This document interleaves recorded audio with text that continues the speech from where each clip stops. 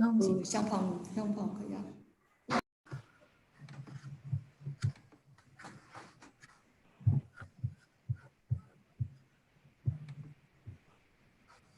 All right. Good morning, everyone. Welcome you all to webinar 9 in season 2 of Professional Development or PD webinar series, exclusive to teacher of English at kindergarten to grade 12 throughout Vietnam using the new textbook series.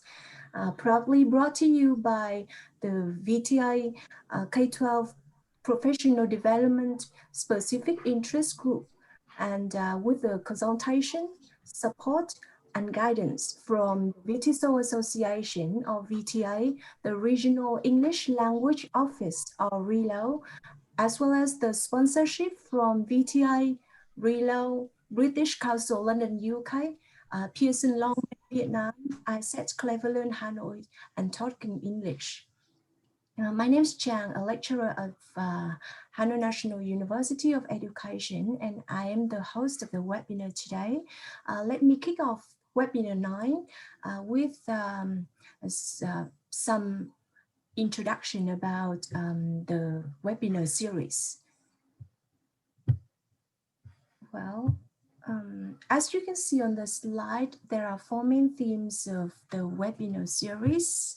And so far, we have organized 8 webinars on the information, recordings, sharings from the speakers and facilitators, as well as the reading materials can be found and downloaded from the VTI website.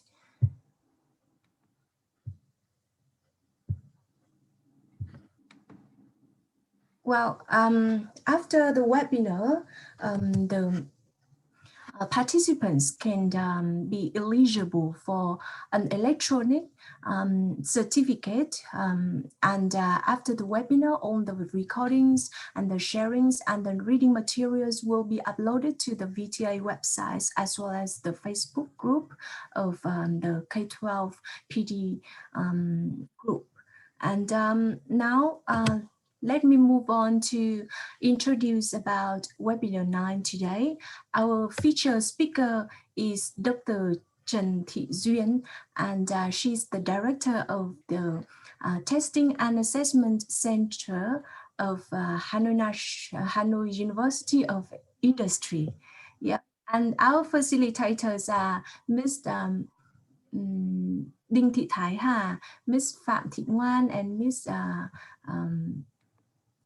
Miss Ngân, yeah, Miss Đào Thị Ngân, yeah. So let's begin with the sharing from Dr. Trần Thị Duyên, and after that, we will have at the end of the webinar, we will upload the link to the proof of attendance. So please click to the link and do the quiz, and after that, you can receive the e-certificate. And if you have any kind of questions during the webinar, please feel free to type it in the chat box. And our secretary today, Ms. Tạ Thị Mai Hương, will note down all the questions and transfer it to our featured speaker, Dr. Trần Thị Duyên, and our facilitators. So now please over to you, Dr. Trần Thị Duyên. I will stop sharing my screen.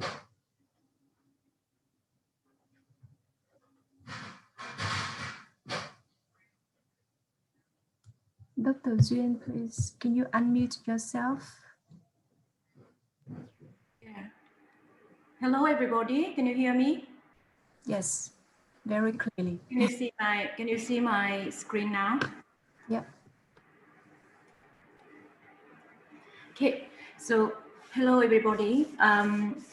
Thank you for attending this webinar. My name is Duyên Trân, and I am from Hanoi University of Industry, Hanoi, Vietnam. It is my great honor to be here today to share with you my knowledge and research findings on the topics of classroom-based language assessment. And this is the outline of the webinar today. We will start by some theoretical basics of CBA, what it is and why we need to carry out classroom-based assessment. We will then move on to the key areas of classroom-based assessment practices, and which will be followed by the sharings of facilitators and about their experience of classroom-based assessment practices at schools and tertiary levels. The webinar will end up with the questions and answers section. And although we do it online, but I still would like you to interact with us, with me as a featured speaker, as with our facilitators. So please, when we ask for your opinions, please follow the link that we share on the chat box to write your opinions on the Padlet platform. Thank you very much for your engagement. So let's start with the concept of classroom-based assessment. So what is classroom-based assessment? Please share with us your opinions on the Padlet. Follow the link that we share on the chat box. Please write your name and also your answer to that question. What do you think classroom-based assessment is? Thank you.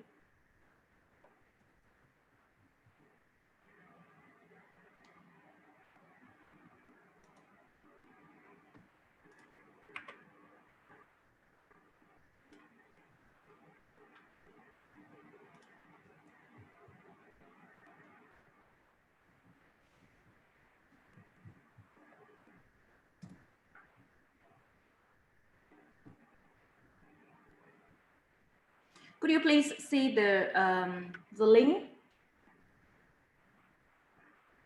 Could you see the link on the chat box? Okay, that's good. I can see.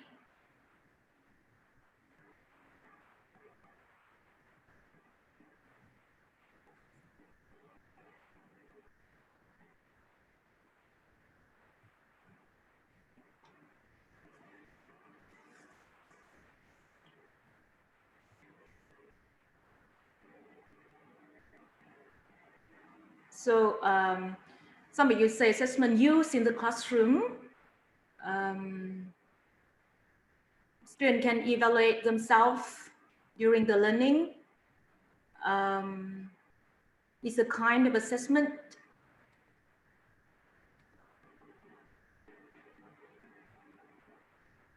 The activities that we use to assess.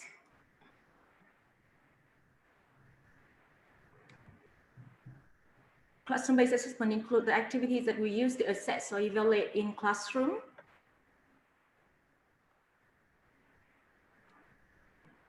Students can evaluate themselves during the learning.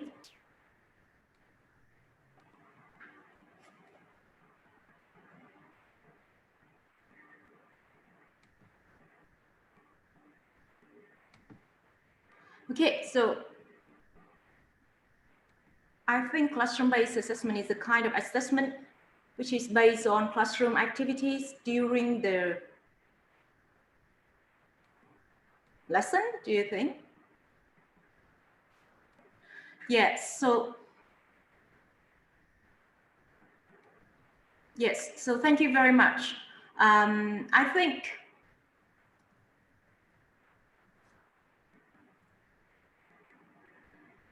students can learn from each other.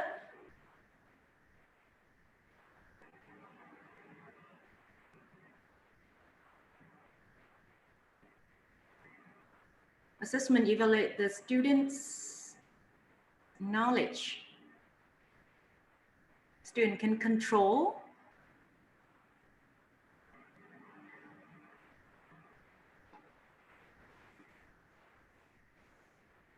themselves. Yes, okay.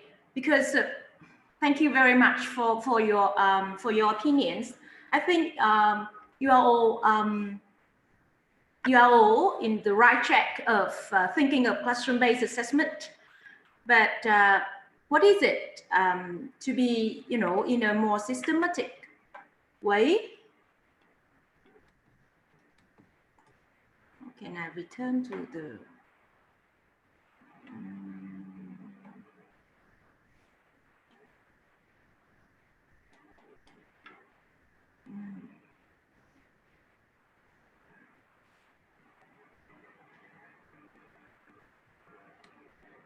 how can I return to the previous?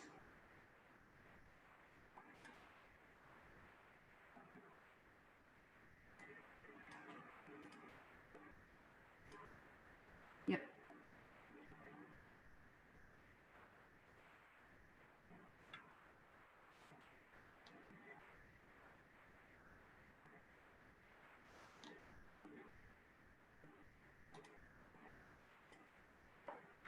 So classroom-based language assessment, what is it? So I will base on the very the definition that has been developed for language assessment.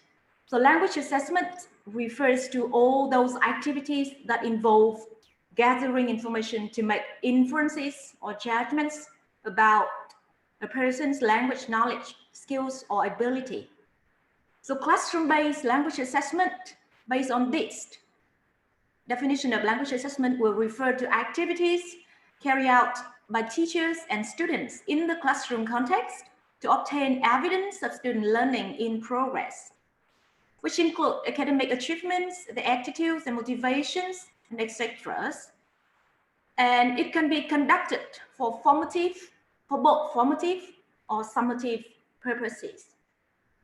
So what does it mean for this? So it refers to all the activities that carry out by the teacher and the students in the classroom, but with the purpose of obtaining evidence, obtaining information about the student learning.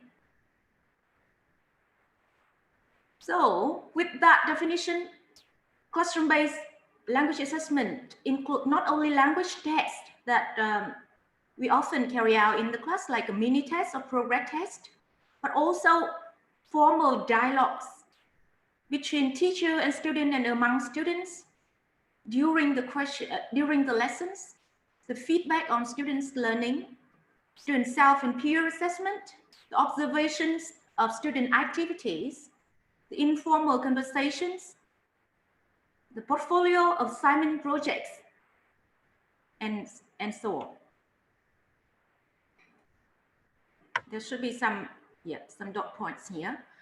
So as you can see here, classroom-based assessment can be any activities that we carry out in the classroom that provide information about the student learning. That is the wide range of activities. That's it.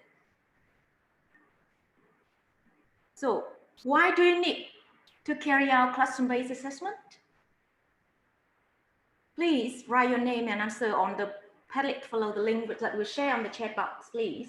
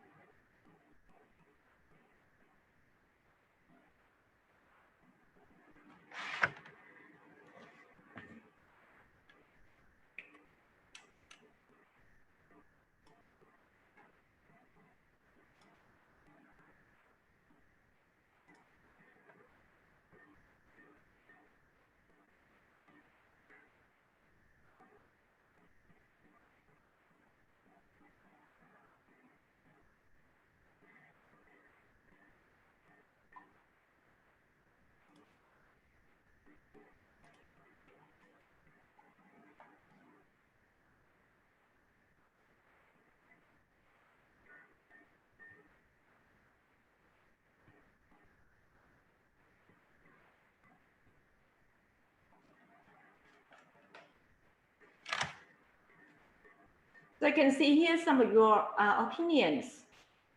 To get the feedback right in the teaching and learning, to receive a feedback, the students can rely on the assessment and change the teaching. to give a feedback to students immediately to help them improve, to know about student learning result and performance, support them if necessary, and adjust our teaching, to get the feedback right, to receive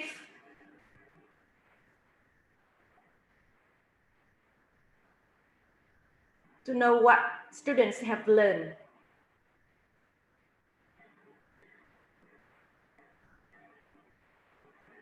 Yes. To give a feedback to students immediately to help them improve their learning. To know about students' learning results and performance, support them if necessary, and adjust our teaching to meet the learning needs. Thank you. That is a very comprehensive comments on the reason for carrying out classroom-based assessment. To know what students have learned and what they have not known, to decide what to teach in the future. Well, I can't agree more with this. To provide reliable assessment. So when you say to provide reliable assessment, do you mean to use it for a summative purpose? Yeah, to get the feedback right in the teaching and learning. Thank you very much for your sharing. Well, how can I get rid of these? The theoretical basics for classroom-based assessment lied in the concept of the zone of proximal development, which was developed by a Russian psychologist, Lev Vygotsky. And what is the zone of proximal development? We often refer to this as the ZPD in short. So what is it? So ZPD is the distance or the cognitive gap between what a learner can do independently and what he can do with support from others. Or it can be defined as a range of tasks that a child can perform with the help or guidance from a more competent others, but cannot yet perform independently. So in this picture, for example, this area is the tasks that the student can do themselves on their own. And this is what they can't do. And this area is something, the task that they can do if they are helped or guided by a more competent others. So this is the zone of proximal development. What does it mean here? This means those are tasks that the student cannot do themselves, but they can do if they receive support or help from others. They can gradually, eventually be able to carry out the task on their own. For example, a child, what he can do is to draw lines and circle freely, but he can't draw a house.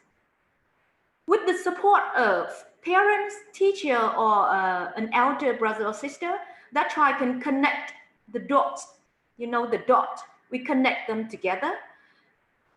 And after being helped to connect the dot, to draw something meaningfully, after several days, after several times, the child eventually can connect the dot himself without support from anyone.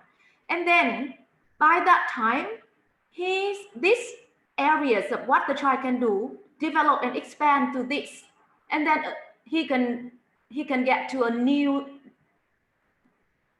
zone of proximal development, a new area, a new series of tasks that he can do with support. So what does it mean, GPD toward education? According to Lev Vygotsky, students learn when they are in the zone of proximal development. That is, to facilitate learning, teachers must provide learners with tasks that are within their GPD and the guidance and the support that the learner need to achieve their learning goal. If the tasks that we present to the students are too easy, too simple, it will belong to this area, the area that they can do alone, independently, on their own. So they will become bored, and it won't promote learning. And if the tasks that we present to the students are too complicated, too difficult for them, it will fall in the zone of confusion. It causes the student to be confused, and if they can't do it, too difficult, and they get confused and frustrated.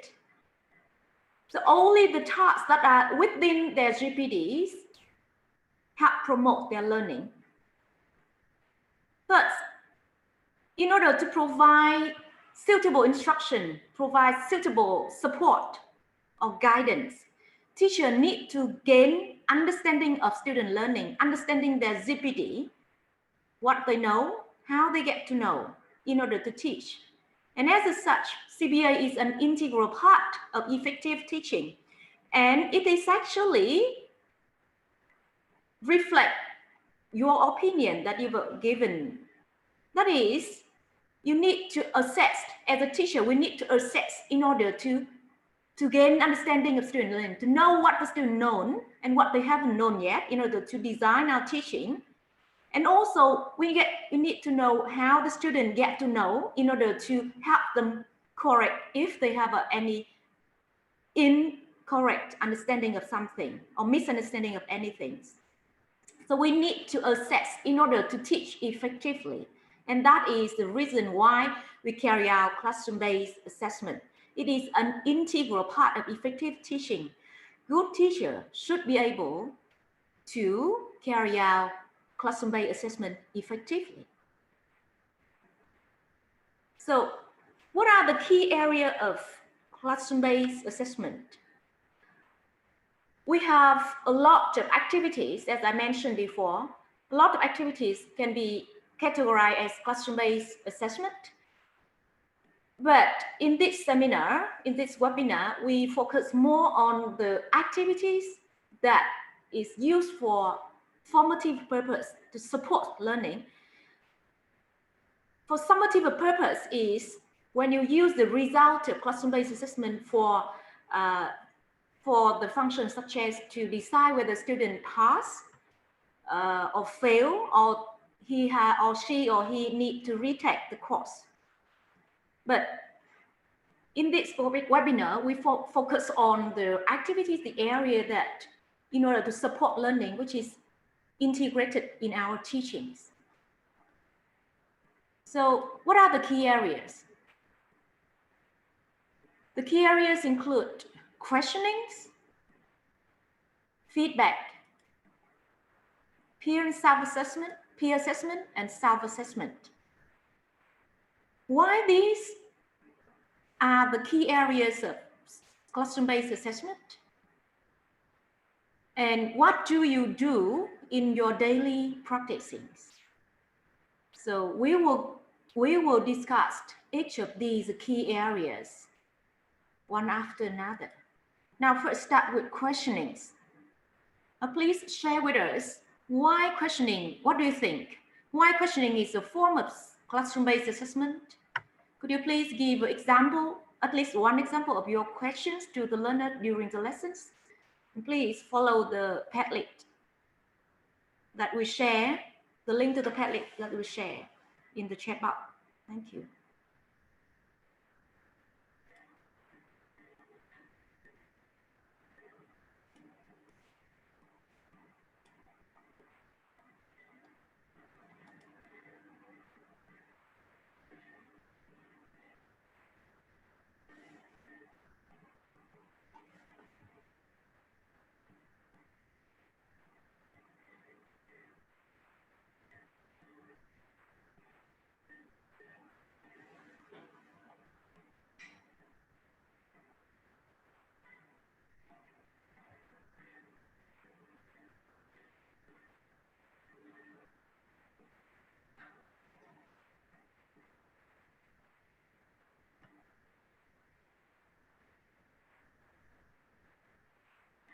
Could you please share with us your opinions on why questioning is a form of classroom-based assessment? and some examples of questions.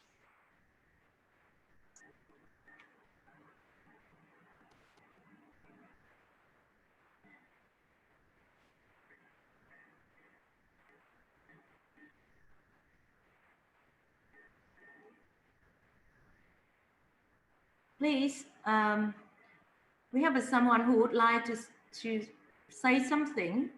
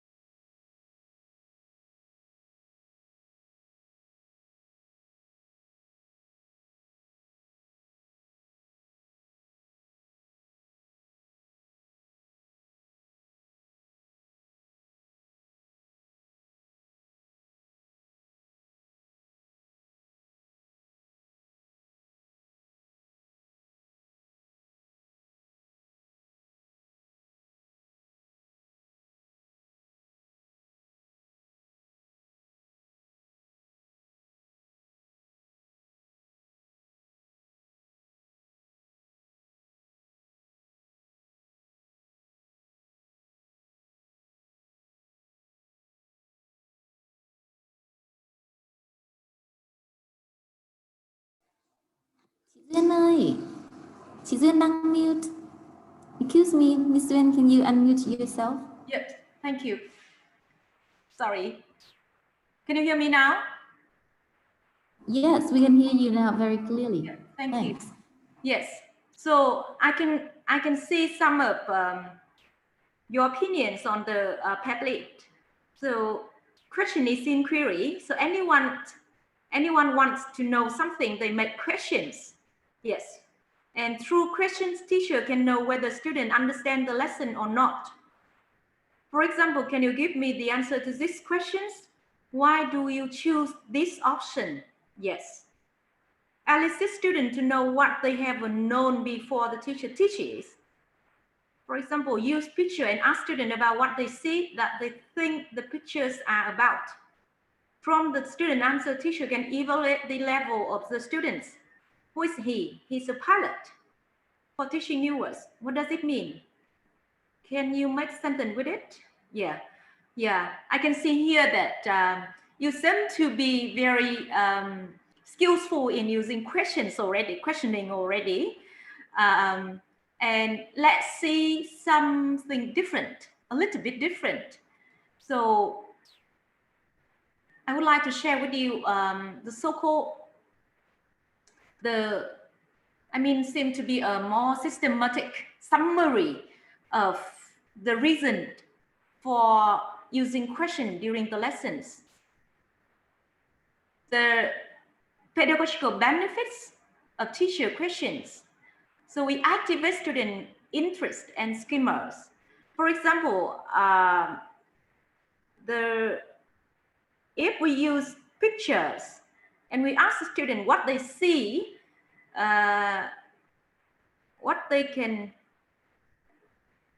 who is he, what is wearing. So one way of activating the student interest. Then also we starting eliciting and helping students to recall their background knowledge regarding the vocabulary that they can see, what they can see in the picture. So, and the second thing, we can explore student understandings or background knowledge. We can also gauge student learning, measure student learning for scaffolding, for supporting to learn. We can encourage student participation. Sometimes when we see the students are actually not focusing on the lesson, they may have another friends beside and they start chatting about something not related to the lesson. We can ask the student question to encourage them, to remind them, to encourage them to participate, to focus on the lessons. We can also use questions to develop a collaborative learning discourse. Why do we say so? So we ask questions and we ask other students to add or to modify or to revise or to provide further support, further ideas about the question. So there will be a more positive and noisy, but positive noisy classroom. And then we can draw student attention to important issues. Sometimes when the teacher asks question, it's not aimed to, it doesn't mean that, question is not all the time that we need to get the student answer. Sometimes we ask question for students to pay attention to certain things in the lesson that we want them to really focus on.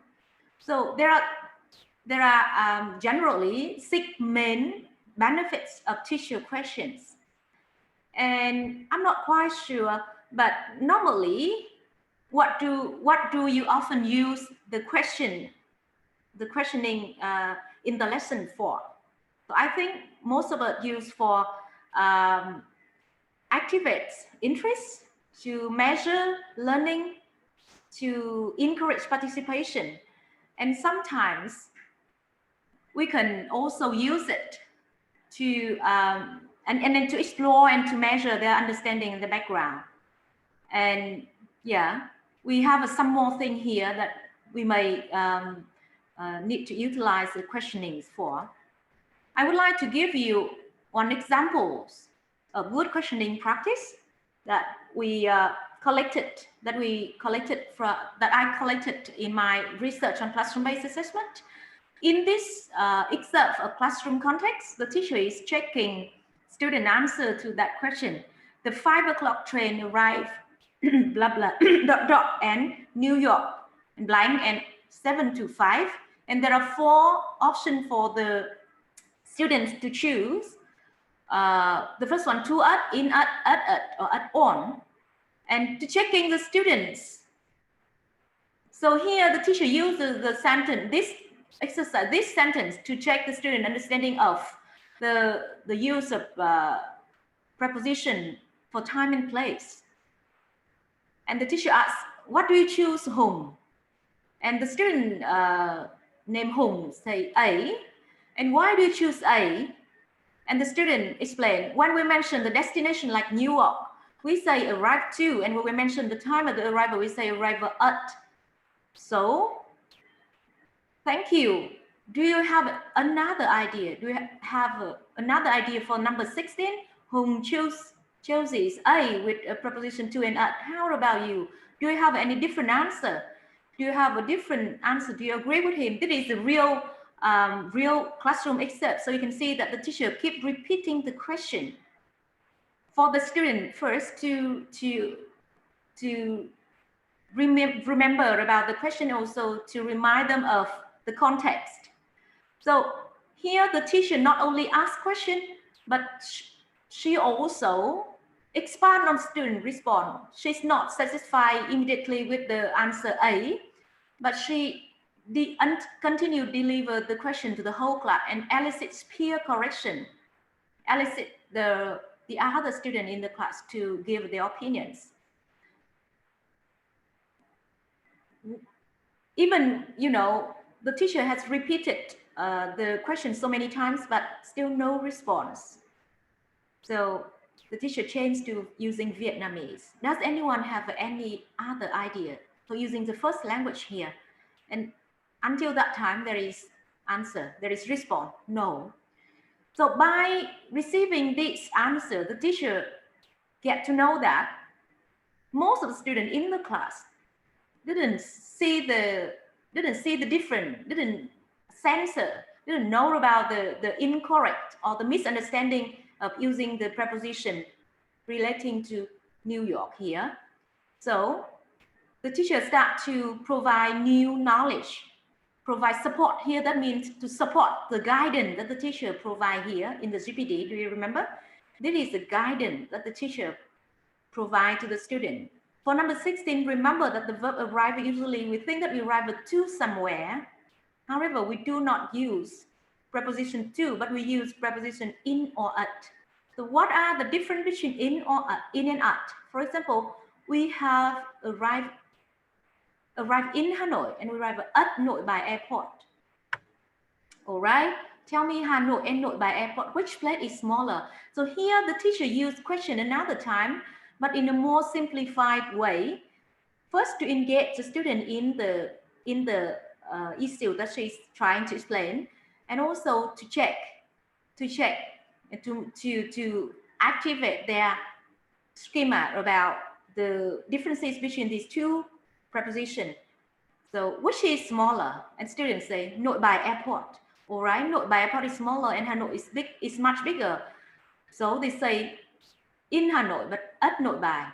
So okay, for bigger place we use in and use at. For smaller place, so for New York we use in or at, and now students say in. All right, you must chose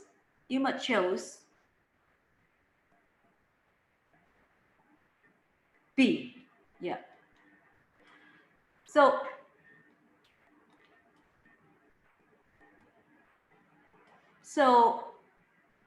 the teacher keeps checking student understanding of newly taught knowledge and then conclude. And for this whole conversation of questioning, the teacher has performed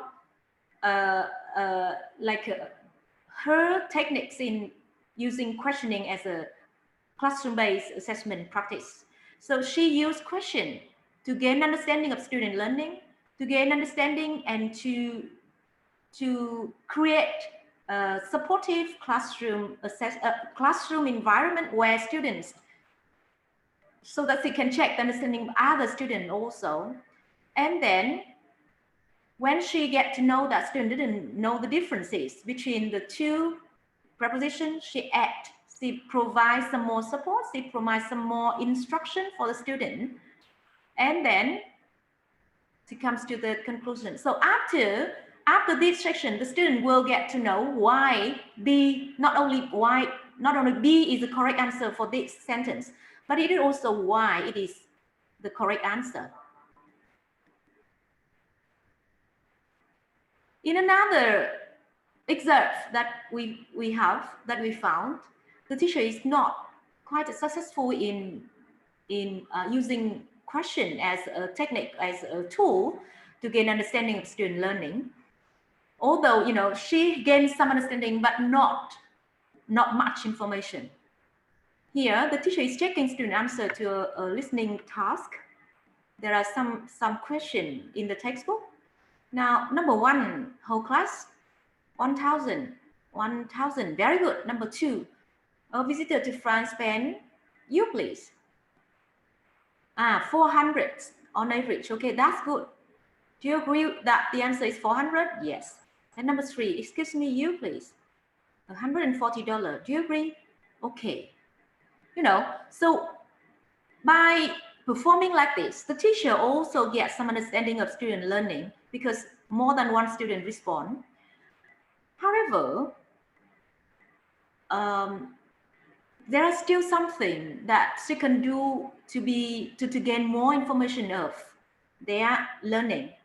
If, you know, if she can add some more eliciting or expanding more on these answers the student,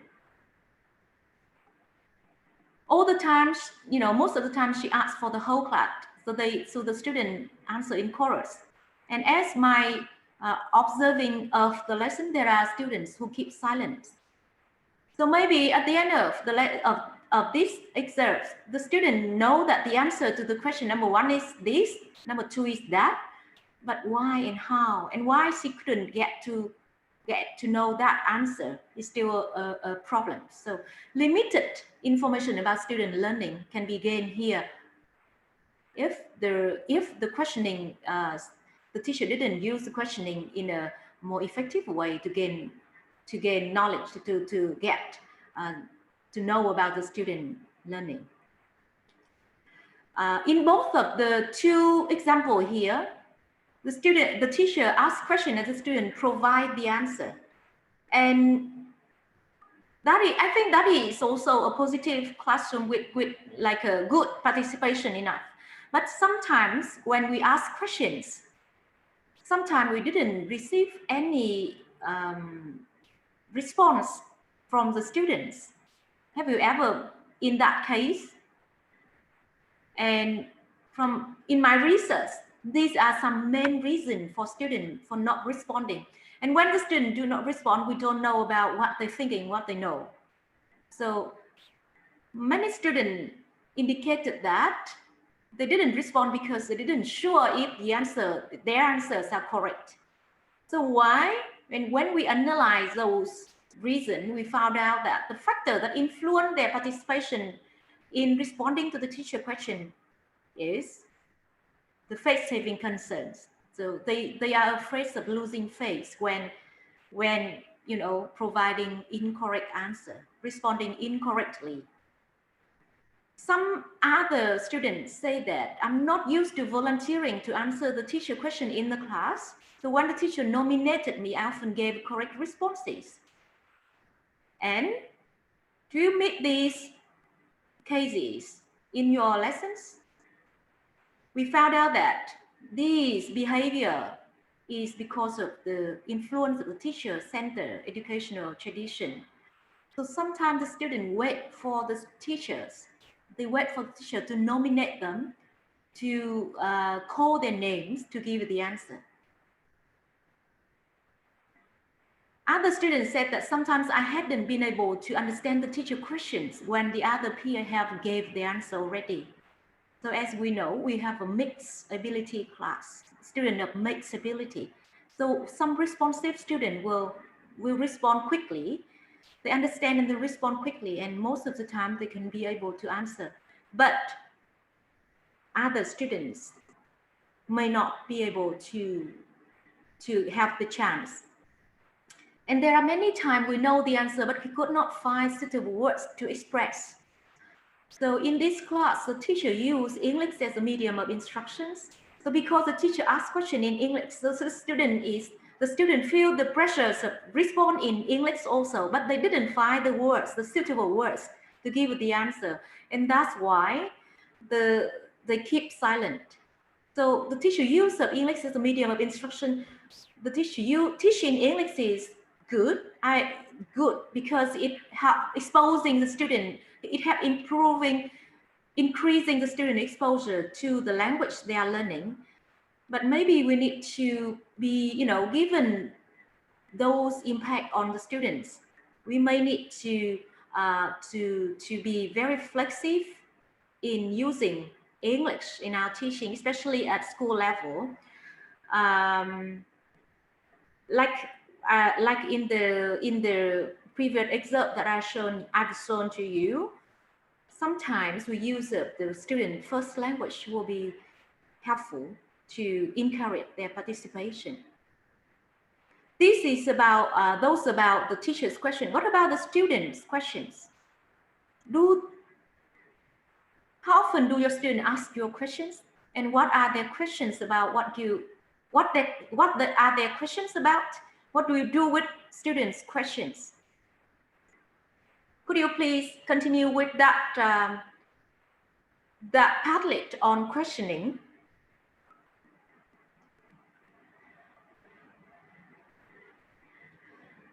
Yes, I see some of your opinions here. Teacher raises question, but give little time to think about the response. Teacher answers his own question at once.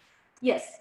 So, Lâm Thanh Trung, you are referring to the previous excerpt that I shown, right? Yeah.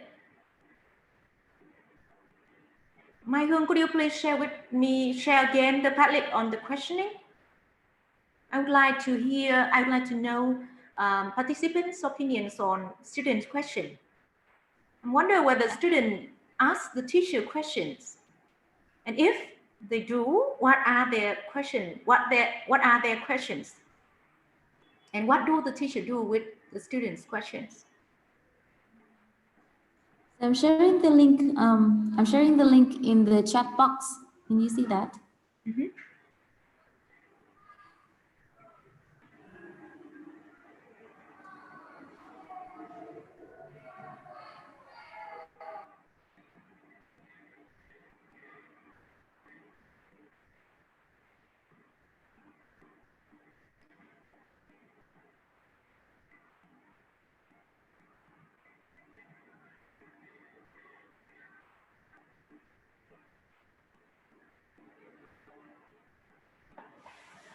So do your students ask you questions during your lessons?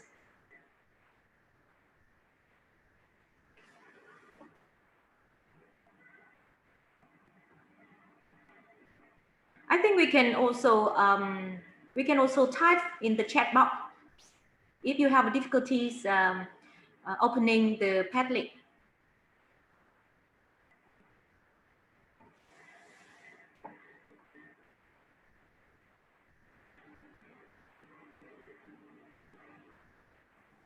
Excuse me, Ms. Duyên. Yep. Would you like me to share the Padlet link on the screen of the Zoom webinar, or would you like me to just put the link into the chat box only? I think just the chat box, but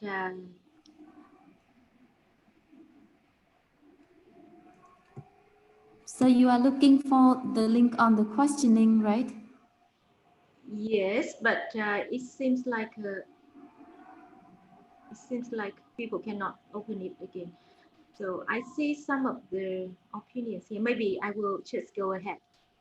So here I have Lâm Thanh Trung. So often he receives the student questions. Yeah, that's great. I usually give them time to ask questions. Any questions so far so good? Yes. I think the teacher's role is really important here when you offer the student the chance to ask questions. Students usually ask their question at the middle of the lesson. From Khương Nguyễn, yes, that's good. So actually, not yet Padlet for student question. Okay, so please write on the chat box. I can read here. They often ask when they are unclear about the instruction before the lesson. Yeah, right. Are the problems with partners arise during the question and maybe after the lesson? Yes, yes. But these, from your sharing, I found out that, oh, your students are really active and really, like engaged in your lesson, because they ask questions when they are unclear. They ask questions when they have some problem when in their discussion with their partners, during the lesson, yes, and after the lessons also, yes. So that's great. But what do you do with those questions? Their question asks about how to use this grammar in the context. Yes. Yeah, thanks, Cương Nguyễn. Yes, very often that they ask about grammatical structures. And sometimes they ask about, also they ask about vocabulary, right? New vocabulary. And yes, so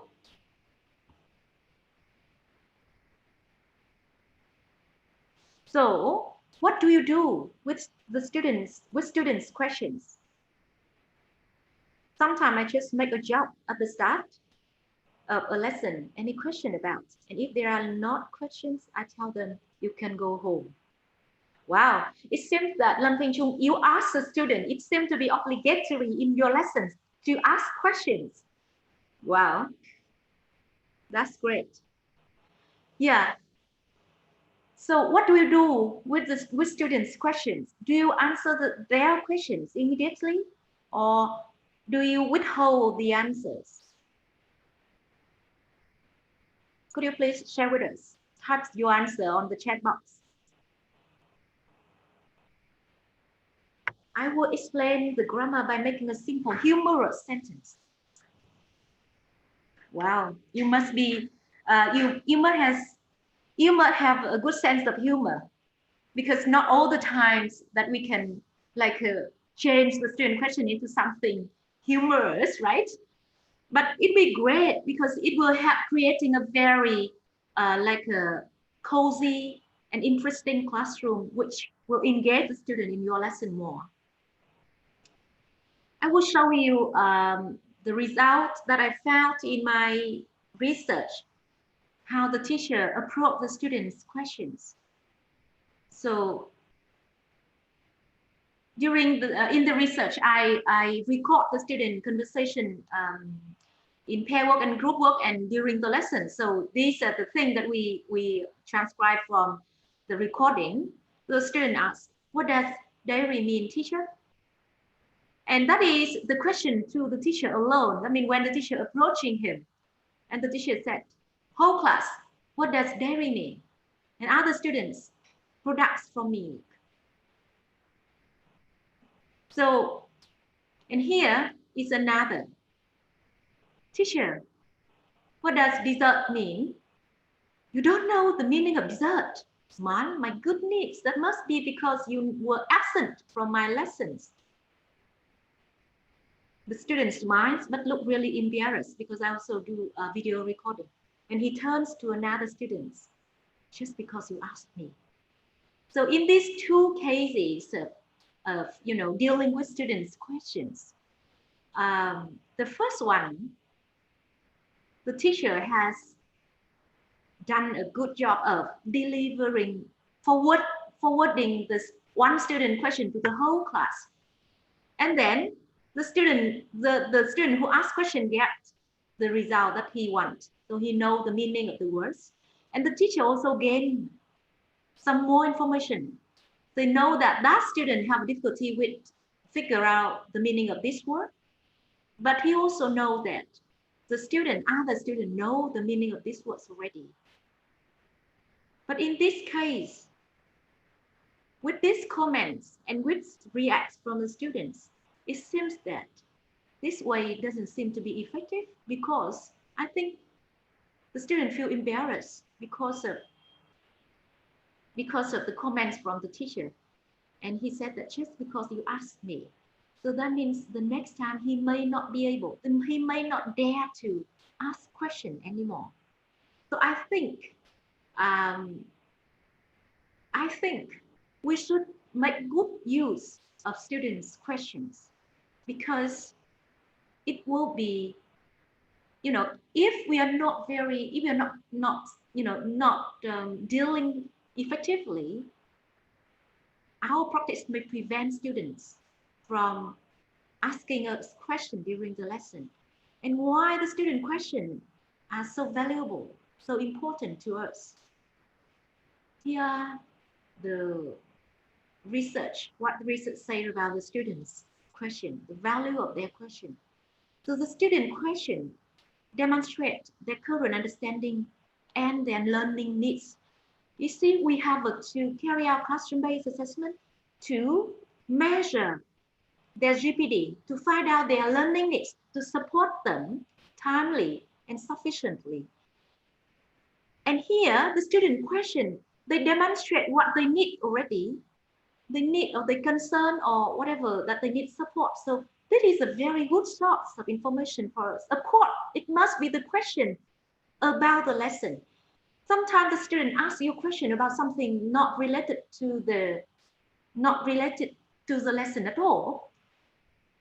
And for those questions, we may need to delay to answer later during the break time or somewhere. But for the question that is related to the lesson, to the current lesson or to the previous lesson, we need to take it seriously. We need to respond. We need to attend to this because it's a demonstration of student learning needs that we need to know in order to teach effectively. It also provides some clues of student understanding. So for example, in the first excerpts, the student asks us about the meaning of that words. So they know a little bit, maybe not sure about the answer, not sure about the meaning. And they also, as I already mentioned, it is evident that student learning agency and active participation. Learning agency, that means they are the agent of they take responsibility of their own learning.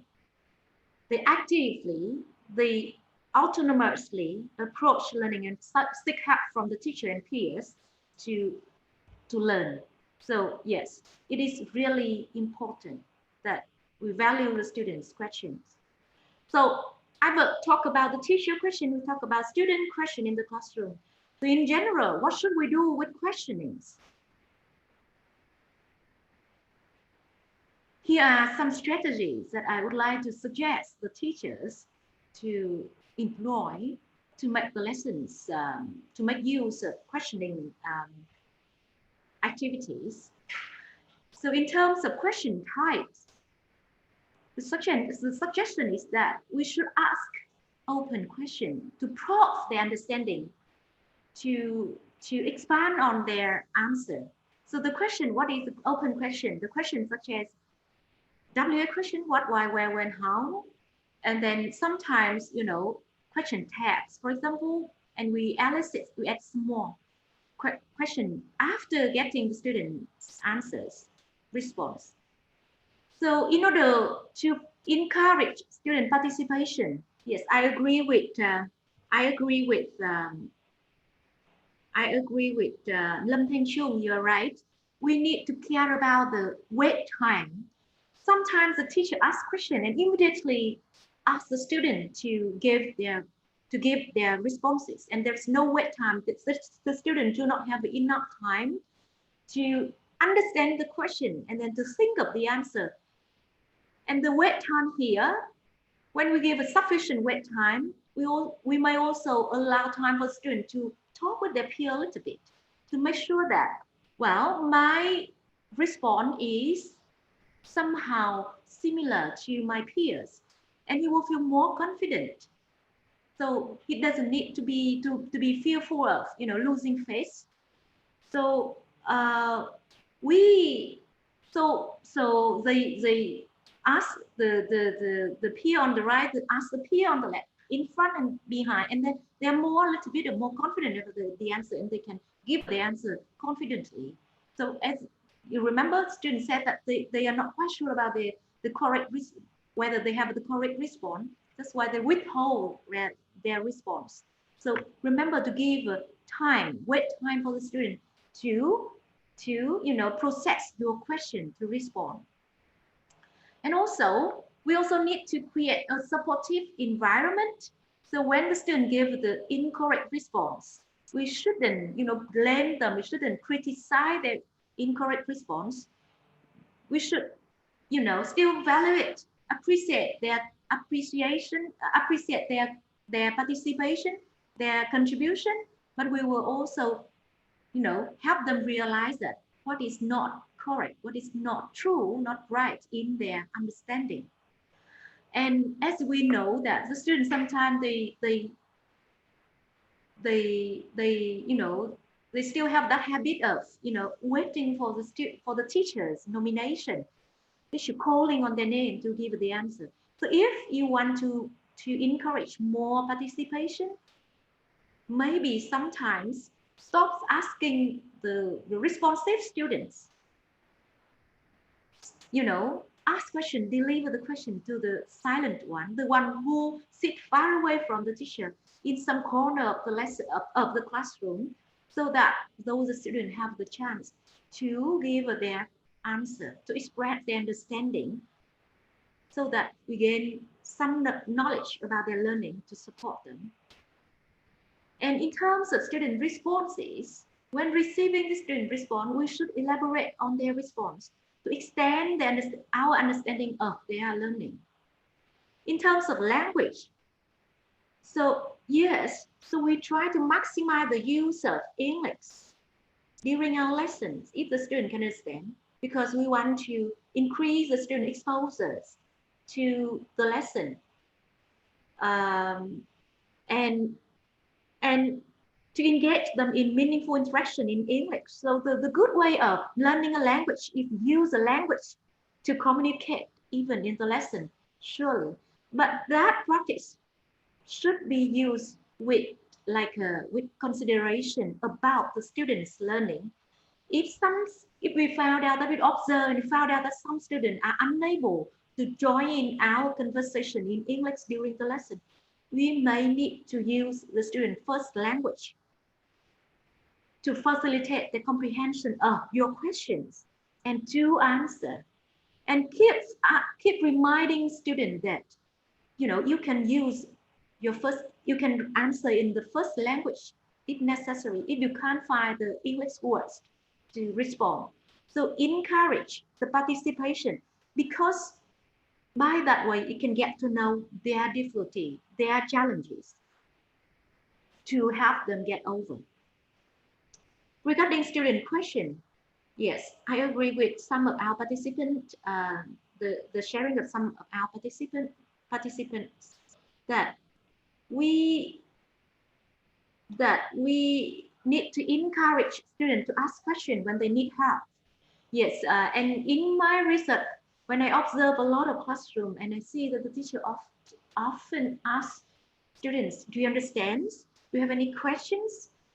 And sometimes not only asking questions, you can also encouraging by, dealing with the student in a more, effective way. We do not blame them when they ask a silly question. No, you shouldn't do that. If we do that, we discourage them to asking you questions the next time. And you also using you should also use student initiated question, the question that raised by the students, to diagnose other student learning in the class.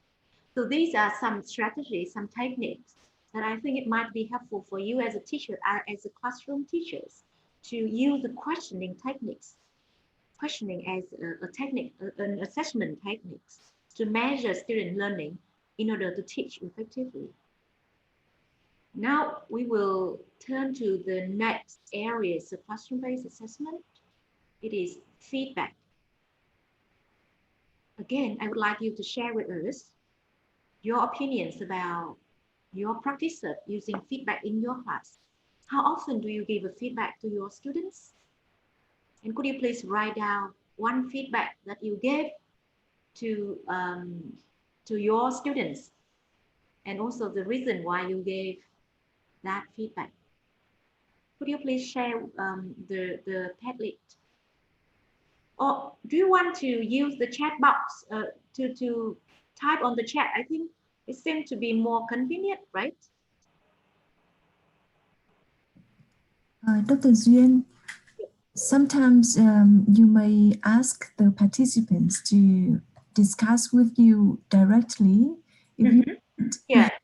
so that we can hear the voice from our lovely participants today.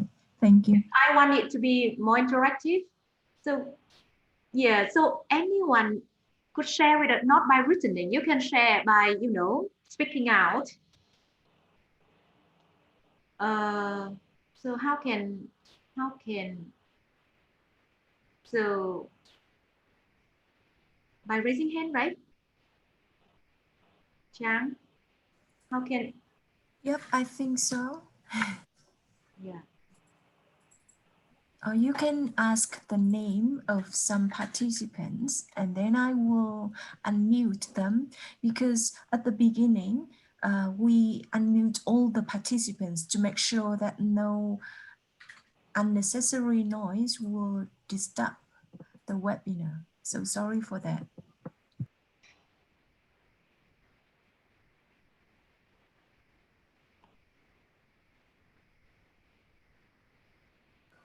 Miss Liên Bùi, are you there? Do you want to raise your voice here?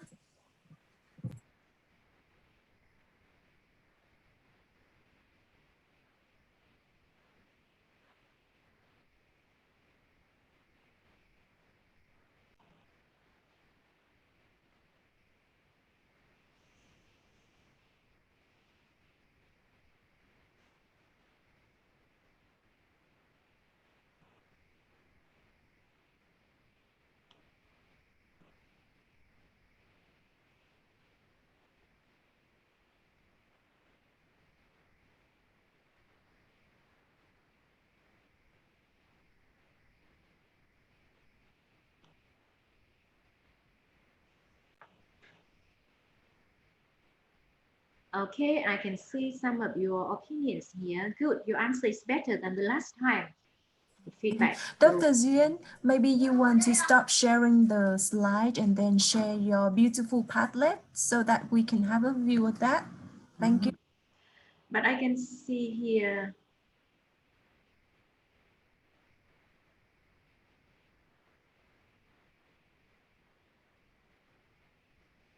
The problem is when I share,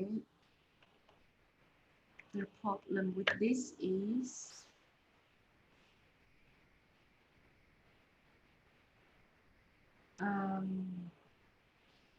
so maybe I will read it out, Tân Trang, because once I turn, it will be turned to another screen. It will need.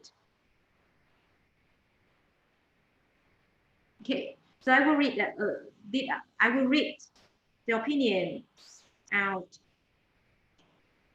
I sometimes give the feedback in the end of the lessons. For instance, using the simple present for repeating action. I give that feedback because I want my student to understand.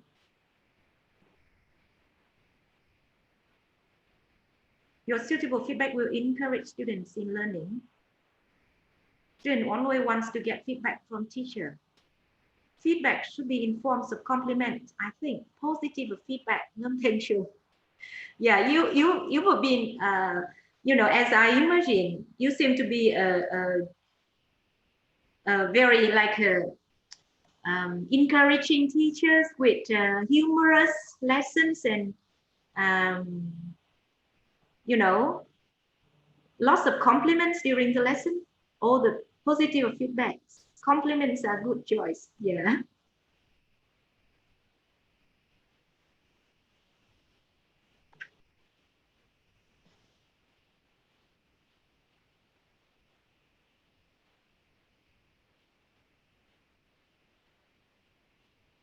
I give feedback because I want my students to understand the lesson clearly.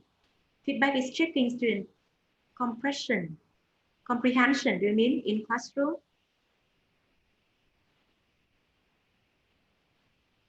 Okay, let me share the screen. Sorry, I'm a little bit low text, so I need to ensure first and then turn to the Padlet.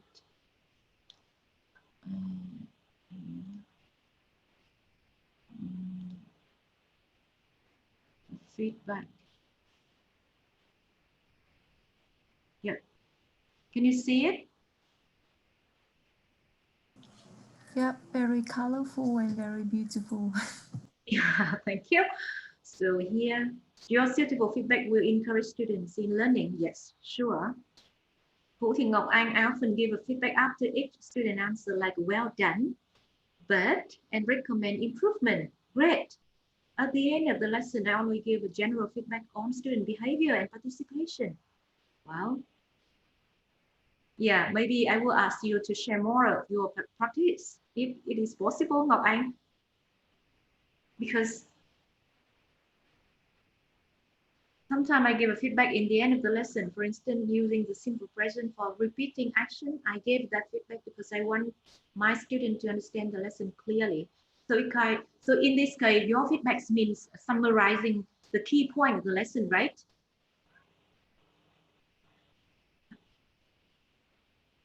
Feedback should be in form of compliment. I can see you here. Chung. Feedback is checking student comprehension in classroom. Yep. Yep. I'm mindful of the time, so maybe I will continue with what we would like to share with you here. So, also, I would like to see if you have any problems, please share with me if you have any challenge, if you face with any difficulties or challenges when giving feedback.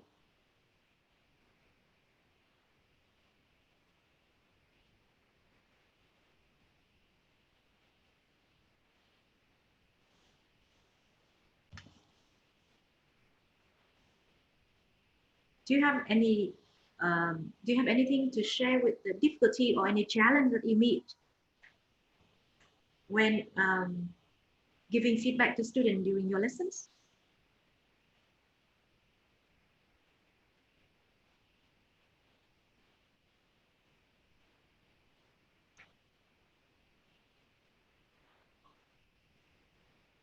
Positive feedback is better for students. Encourage students to participate more in the lesson. Yes. Yes. Emotionally, motivationally, positive feedback is good, right?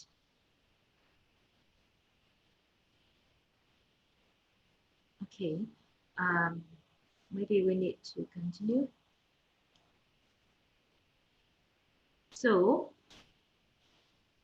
let's start with some like a little bit of systematic things of feedback. So definition and types. So in the classroom context, feedback can be conceptualized, can be defined as information provided by an agent. So here it can be teacher or peer regarding aspects of student performance or understanding. So anything related to the student performance or understanding and information related to the student performance or understanding that he performed or he demonstrated can be categorized as a feedback to the students. And feedback there are three main types of feedback. We call motivational feedback, evaluative feedback, and learning feedback, also formative feedback. So what is motivational feedback?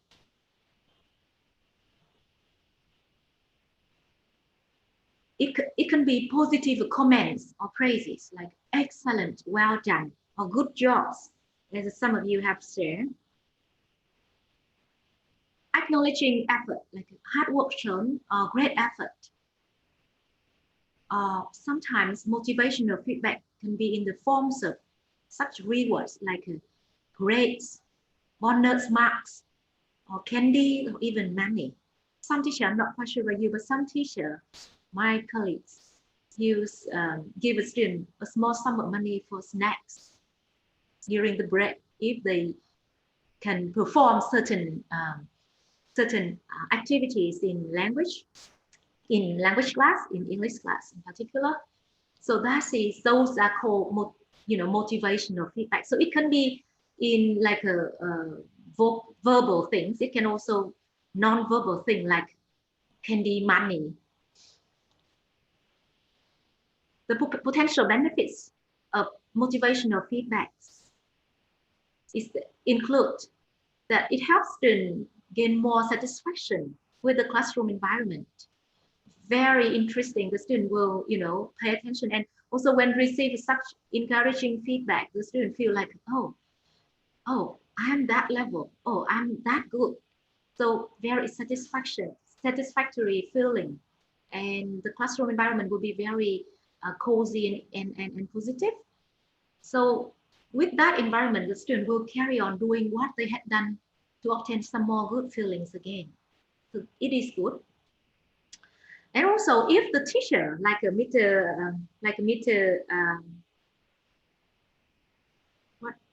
sorry, I forgot the name. Chung, is it here? Is it what? Oh, yes, Mr. Chung. You will become like someone that will be favored by the students because you will establish good relationship with the students. And that relationship is also good because once they trust you, they will like more likely to share with you their difficulties in learning so that you can gain understanding of their learning to support it. However, this kind of feedback still have some problems. The problems is it provide too little information about what the student has done well. As you can see here, like a excellent, well done, or great effort. So not much about what the student has done well. And sometimes if you compliment a students because of, saying that they have done a good job with great effort and things like that. But in fact, they put very little effort in doing that.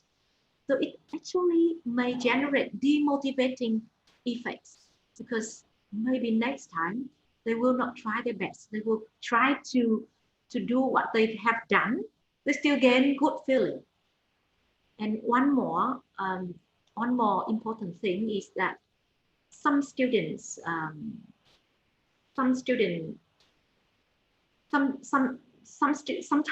the student efforts become, direct to obtaining the rewards rather than learning.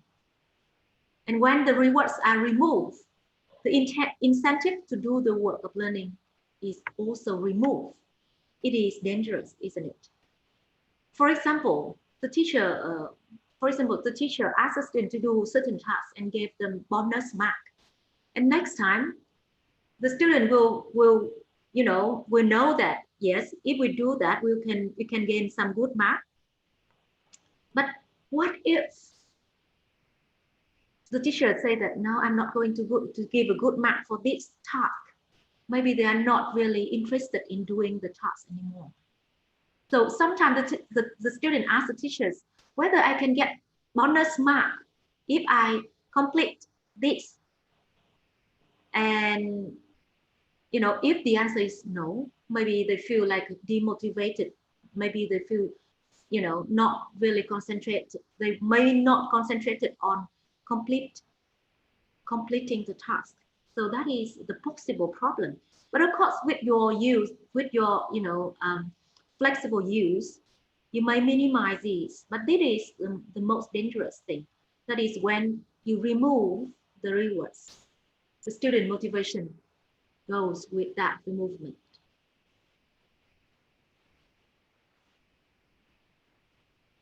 The second types of feedback we call evaluative feedback.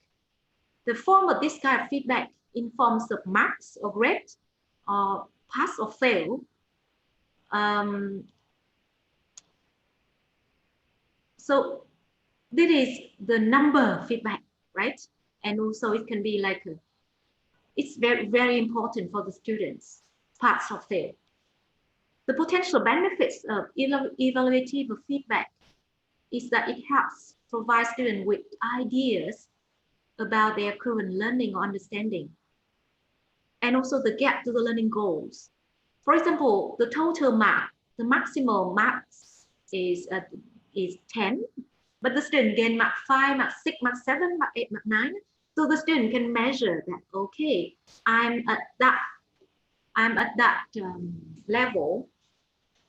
But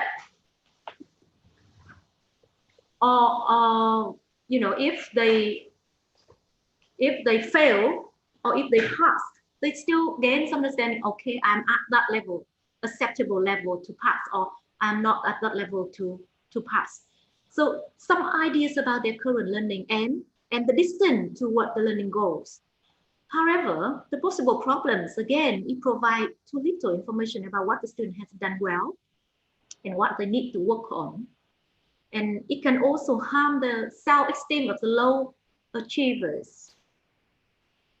So yes, for example, the student who always gain bad marks, always be given bad marks, or who fail, they felt like very demotivated. They may be very demotivated.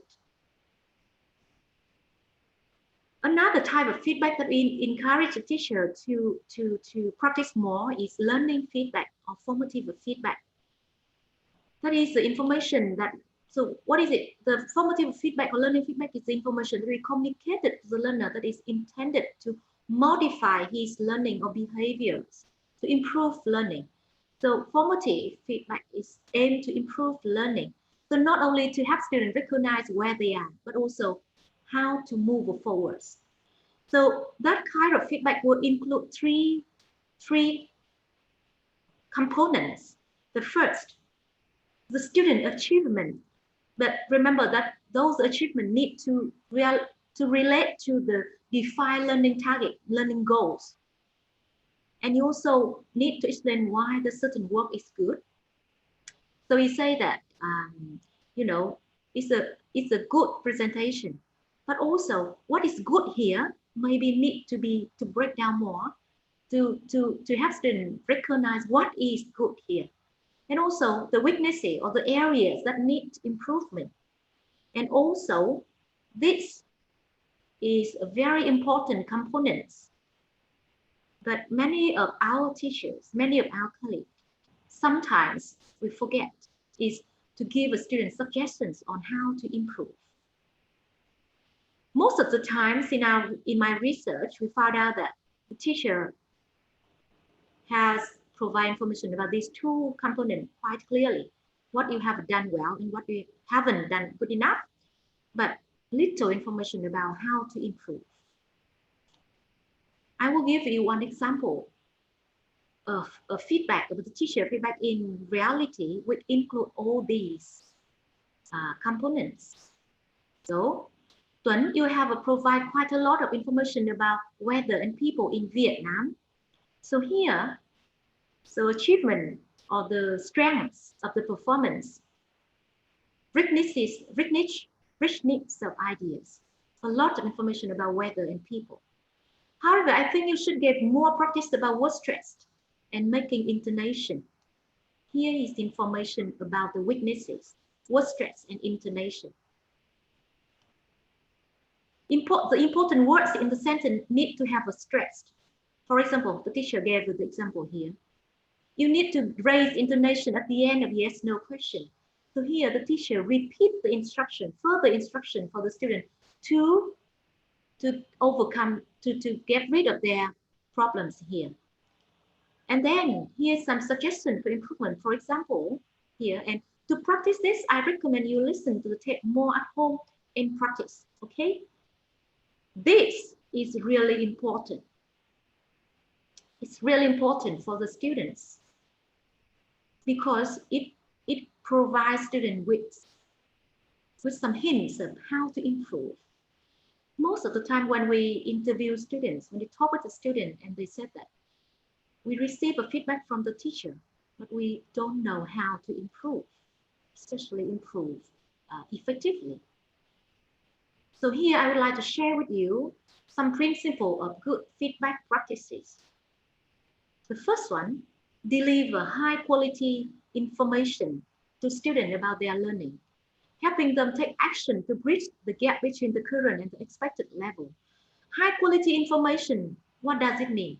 It means what they have done well, what they haven't done good enough, and also how to help them get rid of the current problem, to overcome their weaknesses, helping them take action. And then provide students with opportunity for bridging the gap. That means sometimes the teacher found out that, well, I spend a lot of time, giving student feedback, but they didn't really pay attention. In order to have students pay more attention, we may need to, create the opportunity for them to redo, opportunity to revise, and to resubmit. So providing feedback on student draft work, they will pay attention because they have the chance to work on the feedback, to revise, to improve their work, and to resubmit. That is really important for the student. In that case, they will pay attention to your feedback. And also, like the student, more feedback will be better. So we don't wait until the end of the lesson to give a feedback on the whole things. Maybe we divide the task into the small one, the short task, so that we have more time more chance to stop and to have students to look back at their performance, at their work, and give them feedback for improvement. Helping students to learn from the feedback associated with stage summative test. That is also the techniques to draw student attention to your feedback, because like a summative test, the test which the result counted toward their final result, they will pay attention to that. So if the feedback related to that important thing to them, they will pay attention. And then offering student feedback in alternative format, checklist of assessment criteria, group feedback, individual feedback. So different formats of feedback. Sorry, this is a mistake here. Using peers to give feedback. Why peer feedback is important? I will, discuss it in the next areas of peer assessment. Using technology to enhance feedback provision, because sometimes the time during the lesson is very limited. So you cannot have a lot of time to give a feedback. So using technology, you can give feedback online, on group chats, on different, media tool, so that the student have a more chance of getting your feedback. Manage student expectation of feedback. When the student gave you some work and would like to get your feedback, please tell them when, where, and how they can get the feedback. And then making feedback transparent and meaningful. Transparent, that means make it understandable to students. Don't use the difficult terms, too technical terms students may not understand. And meaningful, that means something that they can understand. Sometimes when I talk with the student, they said that the teacher commented that my word choice is very Vietnamese. I try to improve, but it hasn't been, much. I haven't got much progress so far. So Vietnamese, your word choice is so Vietnamese, is not transparent to the students. What does it mean, Vietnamese word choice? So need to use, easy to understand sentence, words and phrases, so that they understand your feedback. And you can also use exemplars. What does it mean? Give examples. Or matching feedback criteria with learning goals. So that presentation, you need to do this and this, and your feedback will follow on those criteria. And enhancing engagement with feedback. Asking students, listing all the feedback received and identify the patterns. And comment on marking and withhold, comment on only marking. That means you do not give grade. If you just mark the student, they just pay attention to that mark. Okay, I got 7, I got 6, I got 5, and maybe not pay attention to your verbal feedback, your written feedback anymore. So maybe withhold the marks for a little bit and give them only the comments first and then the marks later. They will engage more with your feedback that way. And also remember to require students to act on your feedback. You ask them to do something for improvement. And then you follow whether the student can do that, and if they need your help, some more of your help to do that. I think that this will be very difficult given your limited time during the lessons, but in case you plan for that, you can use technology in different ways to do that.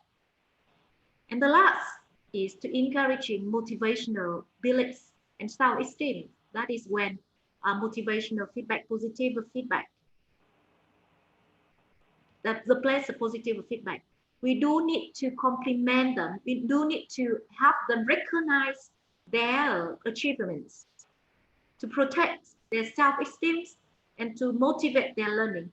But we also need to show them what they need to do to move forward toward the learning goal.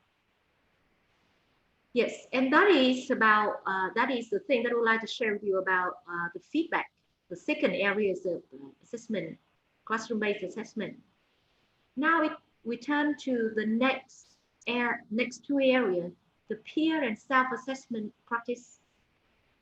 I would like you to share with us, how often do you ask students to peer or self-assess? Could you please write down one example of your practice of implementing peer or self-assessment on the Padlet platform?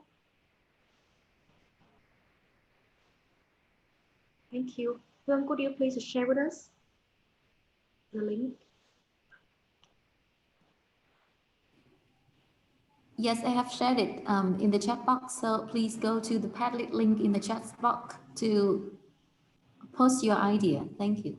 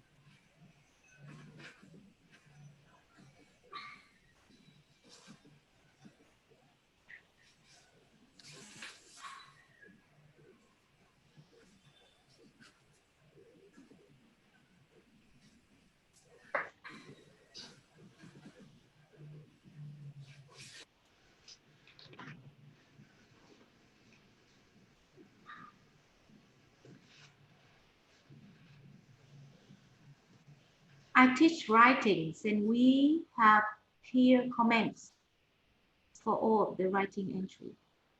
Yes, great. Peer comments for all the writing entry. I ask my students to self and peer assess regularly, especially in writing and speaking. I ask my students to work in pair in speaking lessons and give them the speaking rubrics. Students take turn to listen to their partner performance and make notes and give comments. After students finish their task, I ask them to give marks to their peers' work. Give a marks to their peers' work. I ask my students to work in pairs.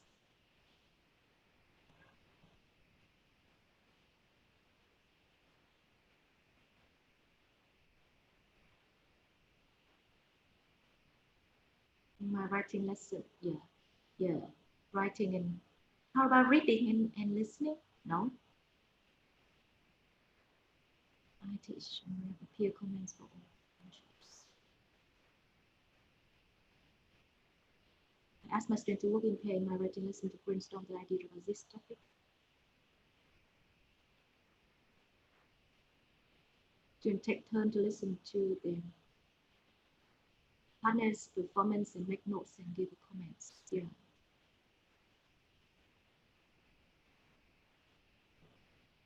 When after student finish the task, I ask student to assess and add information.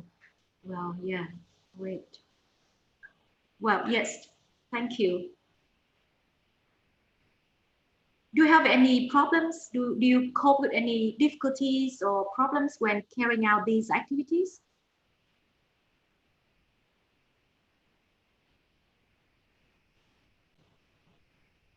I ask my students to read their friends' answer based on the rubrics I have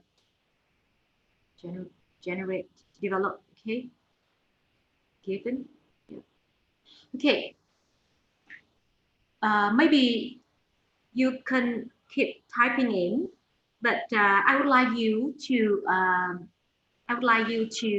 um, listen to the sharings of our colleagues at school level, at primary, high schools, and tertiary level about their practice of implementing self and peer assessment in classroom context.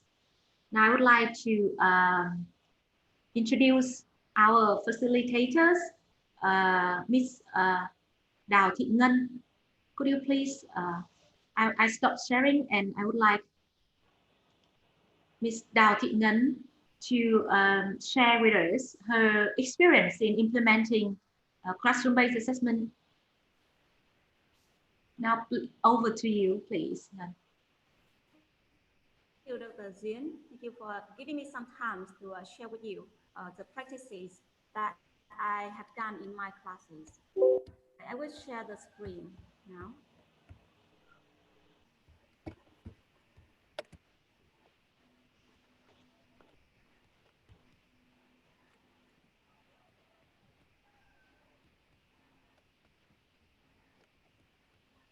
Yes, my name is Ngân and I come from Yên Dũng number 1 High School in Bắc Giang Province. And today I'm going to share with you some peer assessment practices in my English class. And in this presentation, I will tell you three areas. The first one, I will talk about peer assessment in sentence writing lessons. Second one is about peer assessment in paragraph writing lesson. And the third one is a peer assessment in a presentation. First, I want all of you to look at the form that I give my students to use when they assess their peers' work in the three kind of lesson here.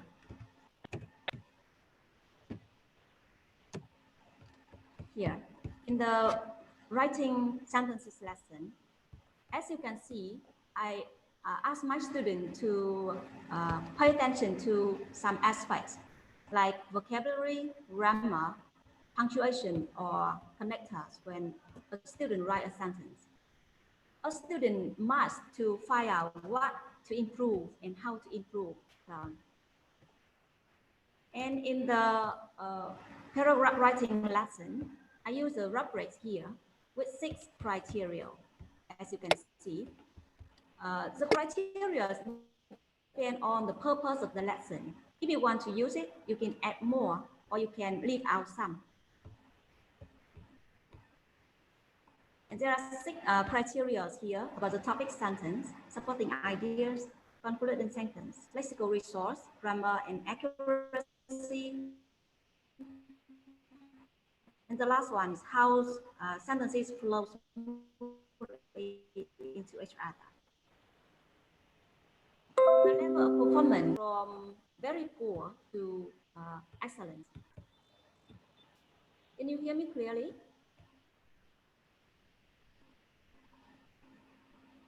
Sorry, can you hear me clearly? Yes. Okay, thank you. And in the presentation, I also use a rubric here, but the criteria are different depending on the skills. So how can I apply this form so that my student can use to assess their friends' work in writing and speaking lessons? At the end of at the beginning of the course, at the beginning of the school year, I also give them some instruction. For example, firstly, I will have all of my students study the criteria and how to grade each criterion properly. For example, in the writing lesson here, I want to help my student how to evaluate the criterion supporting ideas. The student need to read their friend's paragraph and assess this criterion. For very poor one, it means that, I'm sorry. the supporting ideas do not develop the main point, the topic of the paragraph, or it gives no examples, explanation at all. For the next level, poor one, the supporting ideas do not go straight to the main point, or the writer a bit about the bush. He gives no examples or explanation. For the average level, the supporting ideas can develop the main points with examples. Although sometimes examples are not relevant, but they are still understandable to the reader. The good paragraph should consist at least 2 ideas to support the main point. And although the examples and or explanation sometimes are general, but they are easy to understand to the reader. And the excellent paragraph, there are at least 2 ideas, 2 supporting ideas to fully support the main point. And the example or explanation must be sufficient and relevant to the topic. And of course, it must be easy to follow and understand. That is for paragraph writing lesson. That is only one criteria that I share with you. And next, maybe in the presentation,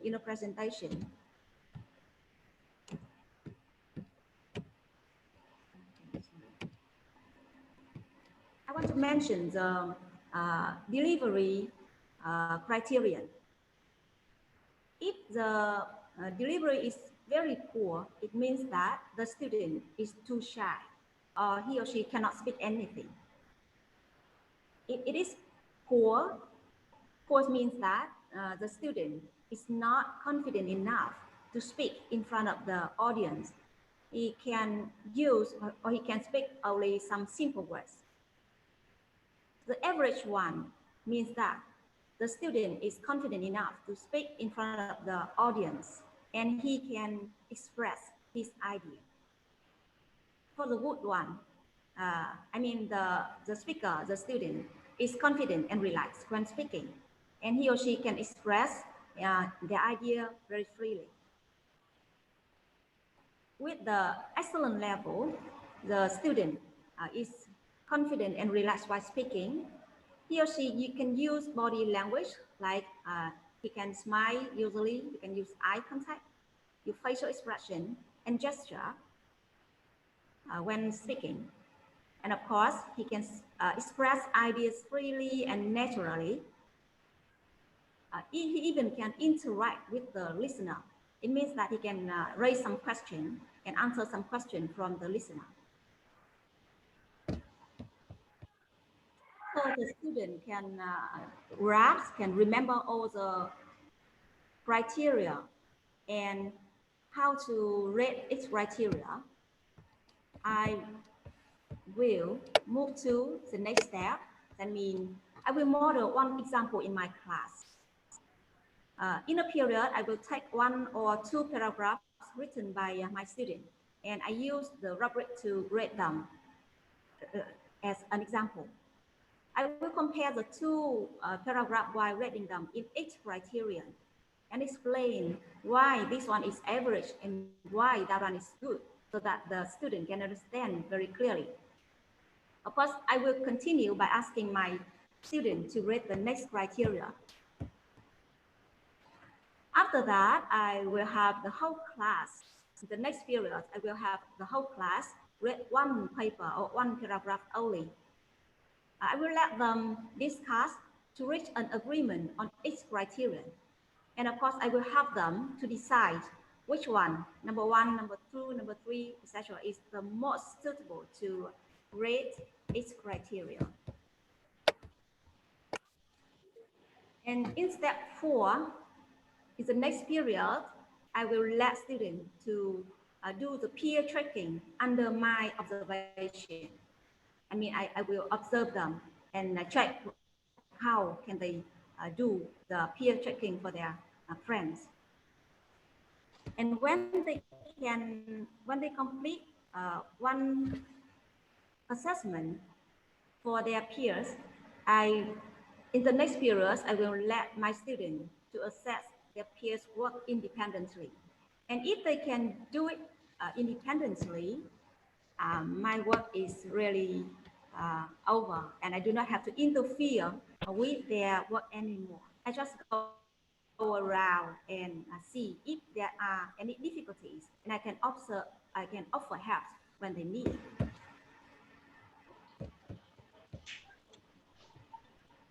Okay. As you can see, after a semester, and I look back on my students' peer assessment activity, I know that I can see that this activity can help my students to be aware of their peers' strong points and weak points. They also recognize their own one. They can recognize their own strong points and weak points. They not only learn from their peers' mistakes, they can avoid making the same mistake, and they can even collect good ideas from their friends. And as a result, they can improve their own English skills. During the peer assessment, the student will know how to give constructive comments on the peers' work. They can encourage each other to overcome difficulties when learning English, and they can ask the teacher for help when necessary. Next one, if they can recognize, or when they can recognize their own strong points and weak points, they will find more suitable methods of learning, and of course, their learning performance will be improved. And at the end, the teacher, I, as a teacher, can, based on the result of students' assessment, and I can evaluate the students' level of English. Then I can adjust what I'm going to teach in the next lesson, so that I can so that the lesson can meet the students' requirement. I can help my students to improve their their English skills. That's all about what I want to share today. And if you have any question, feel free to type it on the chat box, and I will answer it later. Thank you for your listening. Thank you, Ms. Nguyen. Yes, so before we have some discussions on this topics of peer assessment, I would like you to continue with another sharing our colleagues from tertiary level, Miss Phạm Ngoan. Are you here, Ngoan? Yes. Okay. Okay. Over to you. Wait a minute.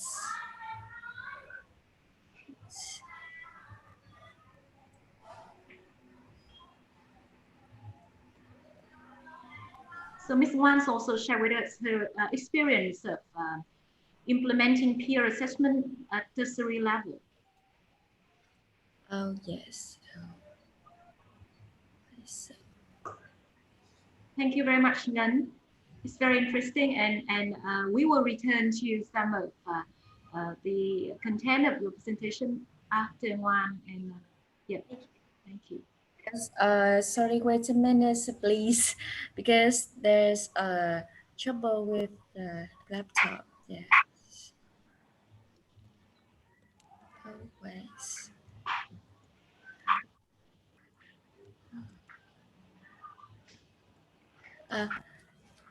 Thank you, Miss Yuen, for introducing me. My name is Wan. I'm teaching at Viettesol University. Today, I would like to share you some the peer assessments about in speaking and writing class at my university.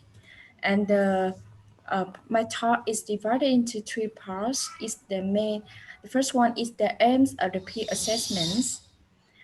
Second one is something about assess rating, and the last one is the details I assess speaking.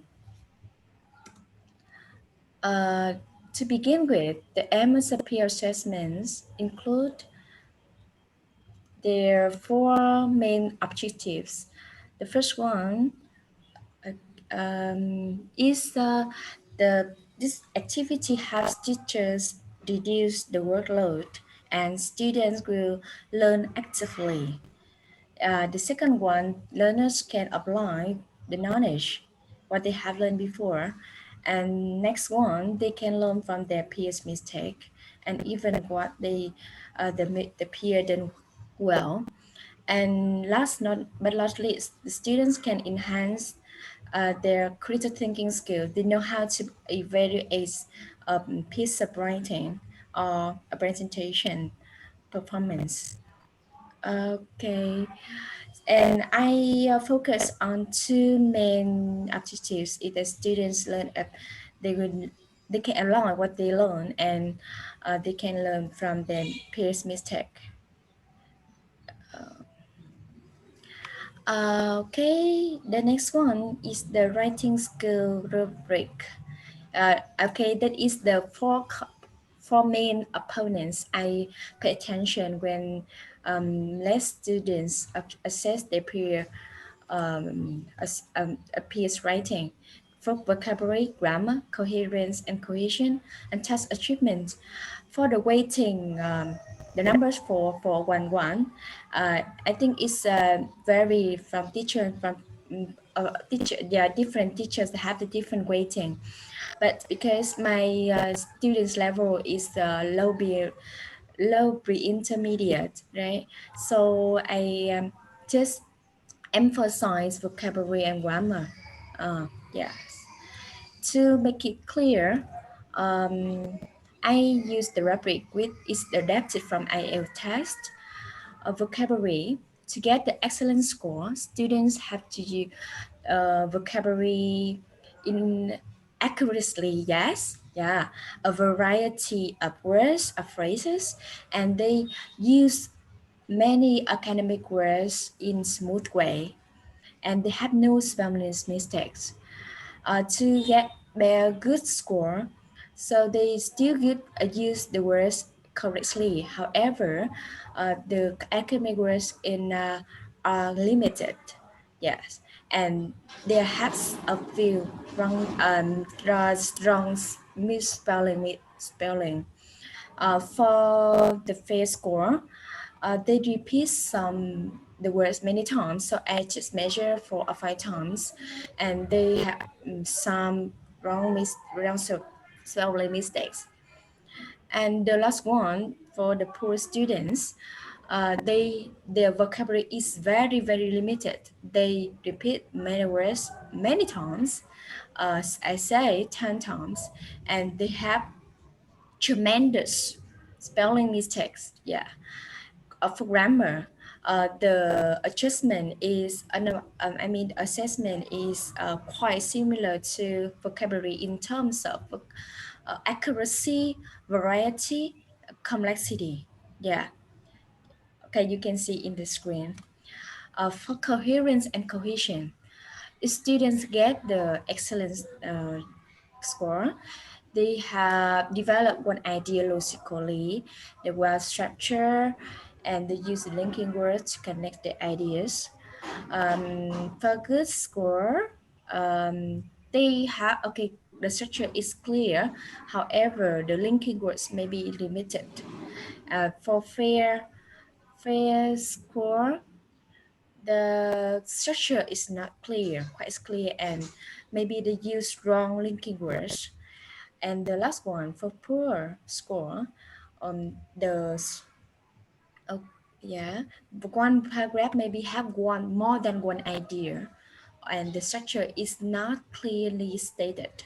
Yeah, it's like very messy. The structure is very messy, and no linking words. Yeah, some ideas are not logical linked, and there are no supporting ideas, or the support ideas are not logical.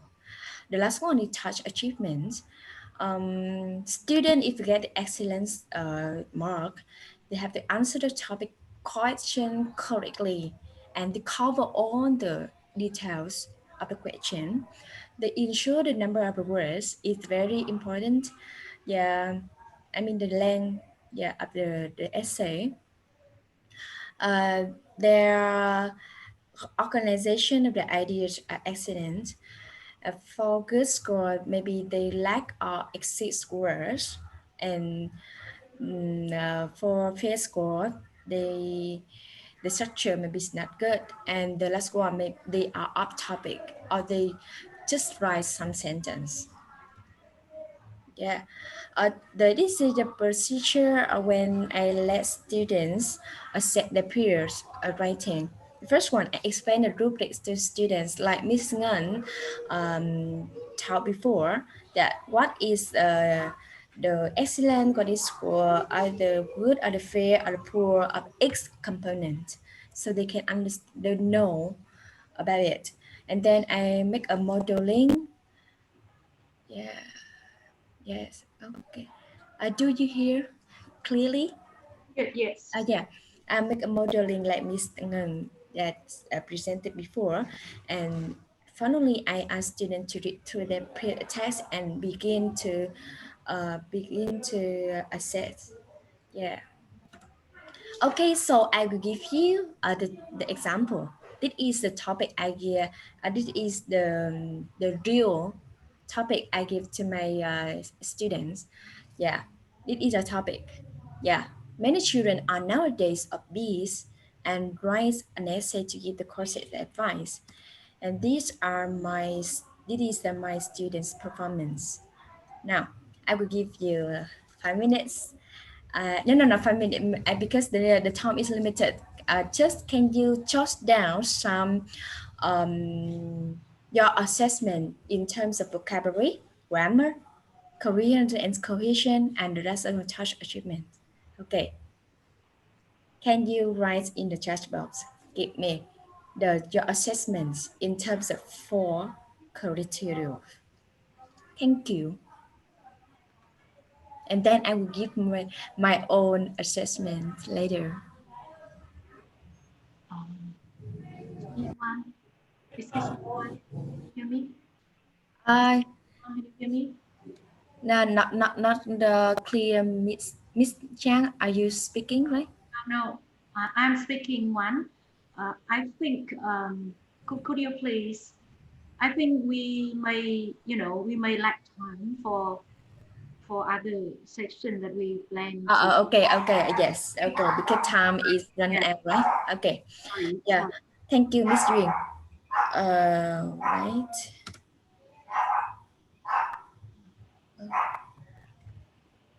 Yeah, it's the modeling of I give my own students, yeah, vocabulary. They use a variety of medical related words and you accurately just accept the fruits let's sweet. So the score is 2.735 out of 3. Yeah, the vocabulary is excellent.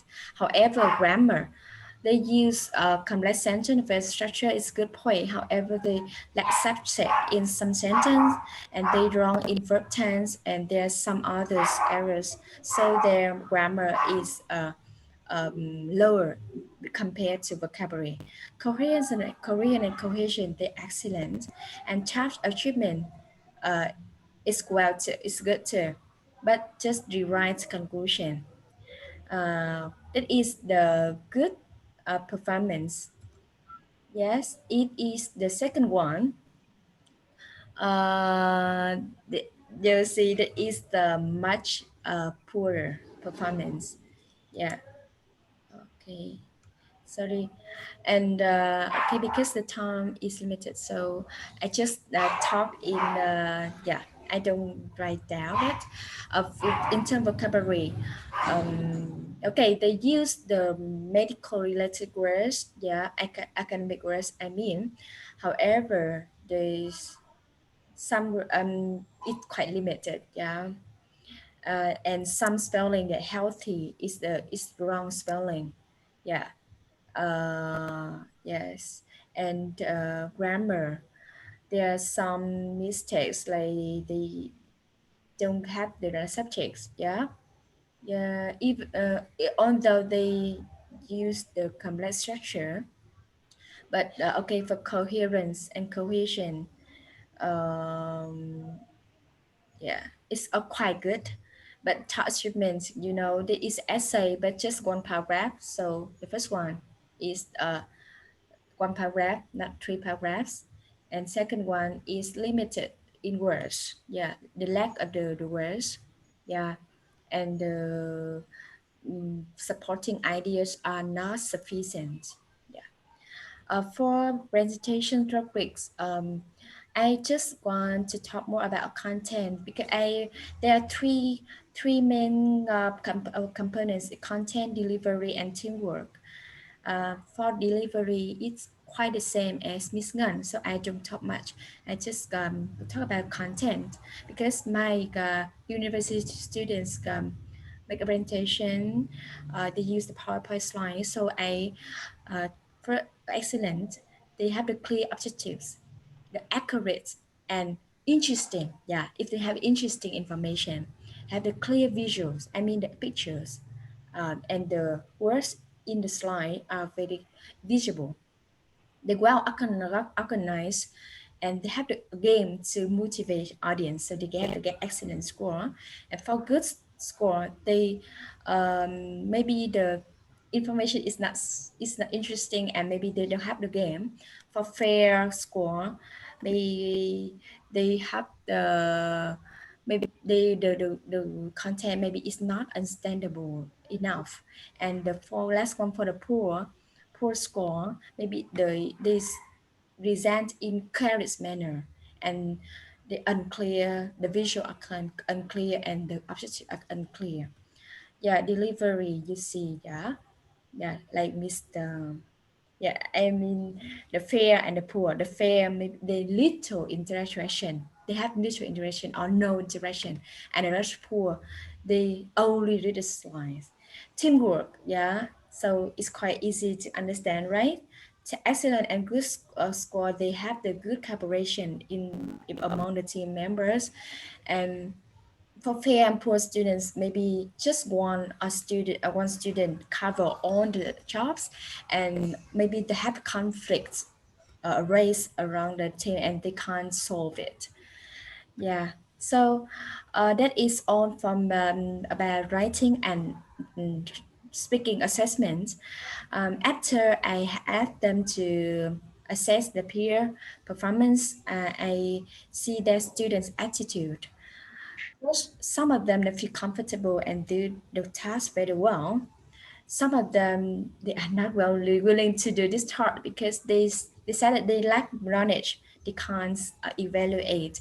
And some others, they say, oh, it is obligatory and just do to kill the time. There are some ideas to improve student peer assessment. First, teachers should give a clear and detailed instruction about rubrics, how to assess. Second, give sufficient time for learners so they can understand their, their peers' performance. If you just give the just 5 minutes, 10 minutes, I think it's not enough. Yeah, and don't force them if they are not willing.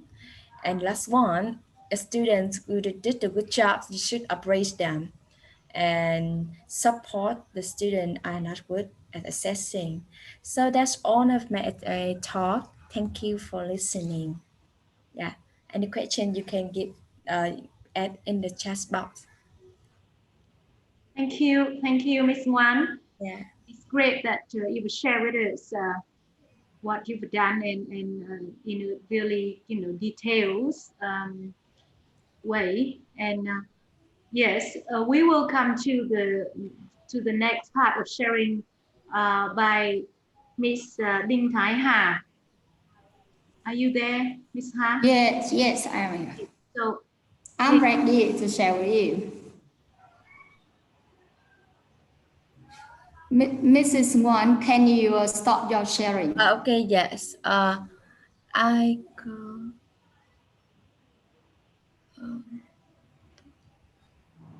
All right. Wait a minute. A new share. Stop. Right. Stop share. Yeah. Yes, stop share. Yeah. Okay. Okay. That's now.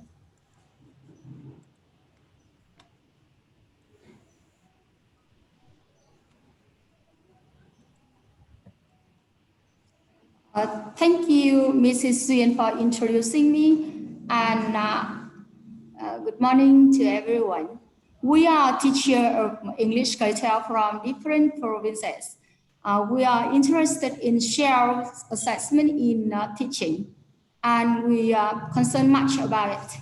And we find that in tiếng Anh 5, it has a task 7 in lesson 3 of actioners relating to self-assessment. In the English textbook, tiếng Anh 5, in the end of each unit, in lesson, it has task 7, color the stars. Now I think in this part is a self-assessment for students. First, let's look at the book map. For each unit, it has competence, asking and answering question about one race for unit 1 with the theme, what's your race? Asking and answering question about what a village, town, city like. The second about the sentence patterns, what's your race? The answer is, and question is what's the lie? And the answer is vocabulary. Students have to know about dress, lame, terror, light, quiet, crowded, pretty. And in pronunciation, students have to know about Western, city, village, mountains, and terror. It is the same with the next lesson from unit 1 to unit 2 and the next unit. And at the end of each unit in lesson 3, task 7, color the stars. Now I can. There's also 4 points. First, ask and answer a question about dress and hometown. For example, for the unit 1, what's your dress? Question 2, listen and understand the text about the dresses and hometowns. 3, read and understand text about dresses and hometowns. And the last, write about friends and hometown. And it each unit has the same task in the end.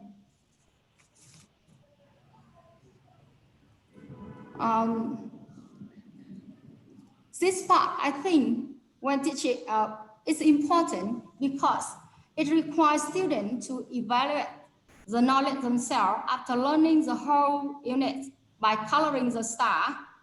Teacher, when teaching, oral follow all the steps and all tasks in the textbook strictly. But for the teacher, in task 7, it is challenging because in the instruction in the textbook are general. For example, in unit 1, 7, color the star, have us read the statement and check their comprehension. 2, give them the time to color the star and invite a few pupils to read the statement aloud. Give further support to pupils who find it difficult to achieve a certain objective. I think for each unit, it has different requirements and different ask students to have different knowledge after the learning the whole unit. If the student only coloring the star is not effective. So that I would like to Mrs. Xuyen and other facilitators give us some advice how to carry out these activities more actively for students in primary school, especially in grade 5. Thank you. Thank you, Ms. Thái Hà. Could you please keep that slide, the last slide on? Yes. Yes. So, yes. So let's start with this slides and we will go backwards to what we've been, our facilitator have been sharing. So, Ms. Ha raised down here is a situation when self-assessment has been designed to be included into the curriculum. It is in the textbooks and it is required the student and the teacher to carry out this activity as something obligatory, right? it is something that the teacher have to do, must do, right? And however, as what if the practice carry out as what Miss Nice just recounted, like the teacher just asked the student to read the statement and color star only. I think it might be like not effective as expected. So what to do to make it more effective?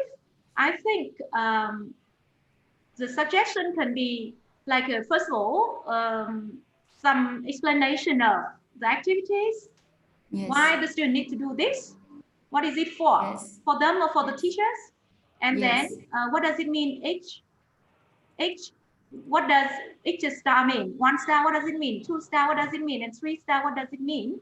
Yes. And then with the student understanding of what does it mean when they color the star, it reflects their own idea of what they think they can. Then the teacher should also use the results of the students coloring.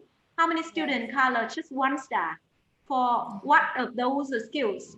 And in that case, if a lot of students color just 1 star for asking and answering questions about addresses and hometowns, and then maybe the teacher needs to pay more attention to, revising this part of the lesson before teaching the next, or even, some revision of the teaching plan for the next cohort of students when teaching this particular aspect, when the learner just color 1 star for that.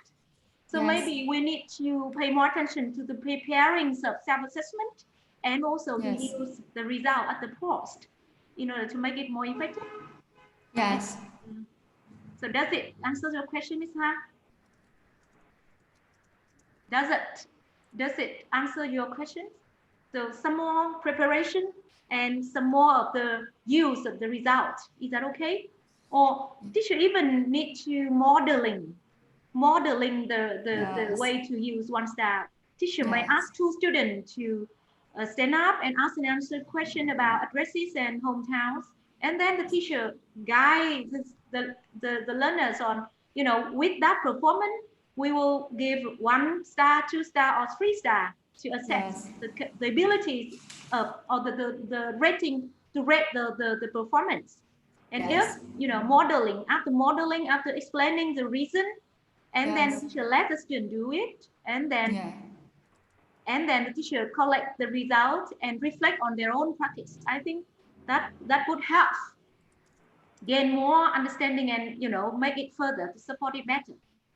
Yes. Okay, is that okay now? Yes, thank you, Mrs. Thank you. And now we will return to the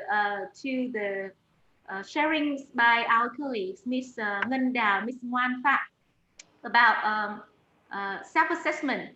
And I would like to, Ms. Ha, could you please stop sharing so that I can, thank you.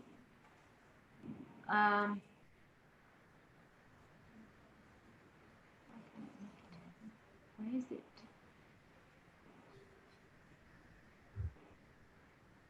Oh, sorry.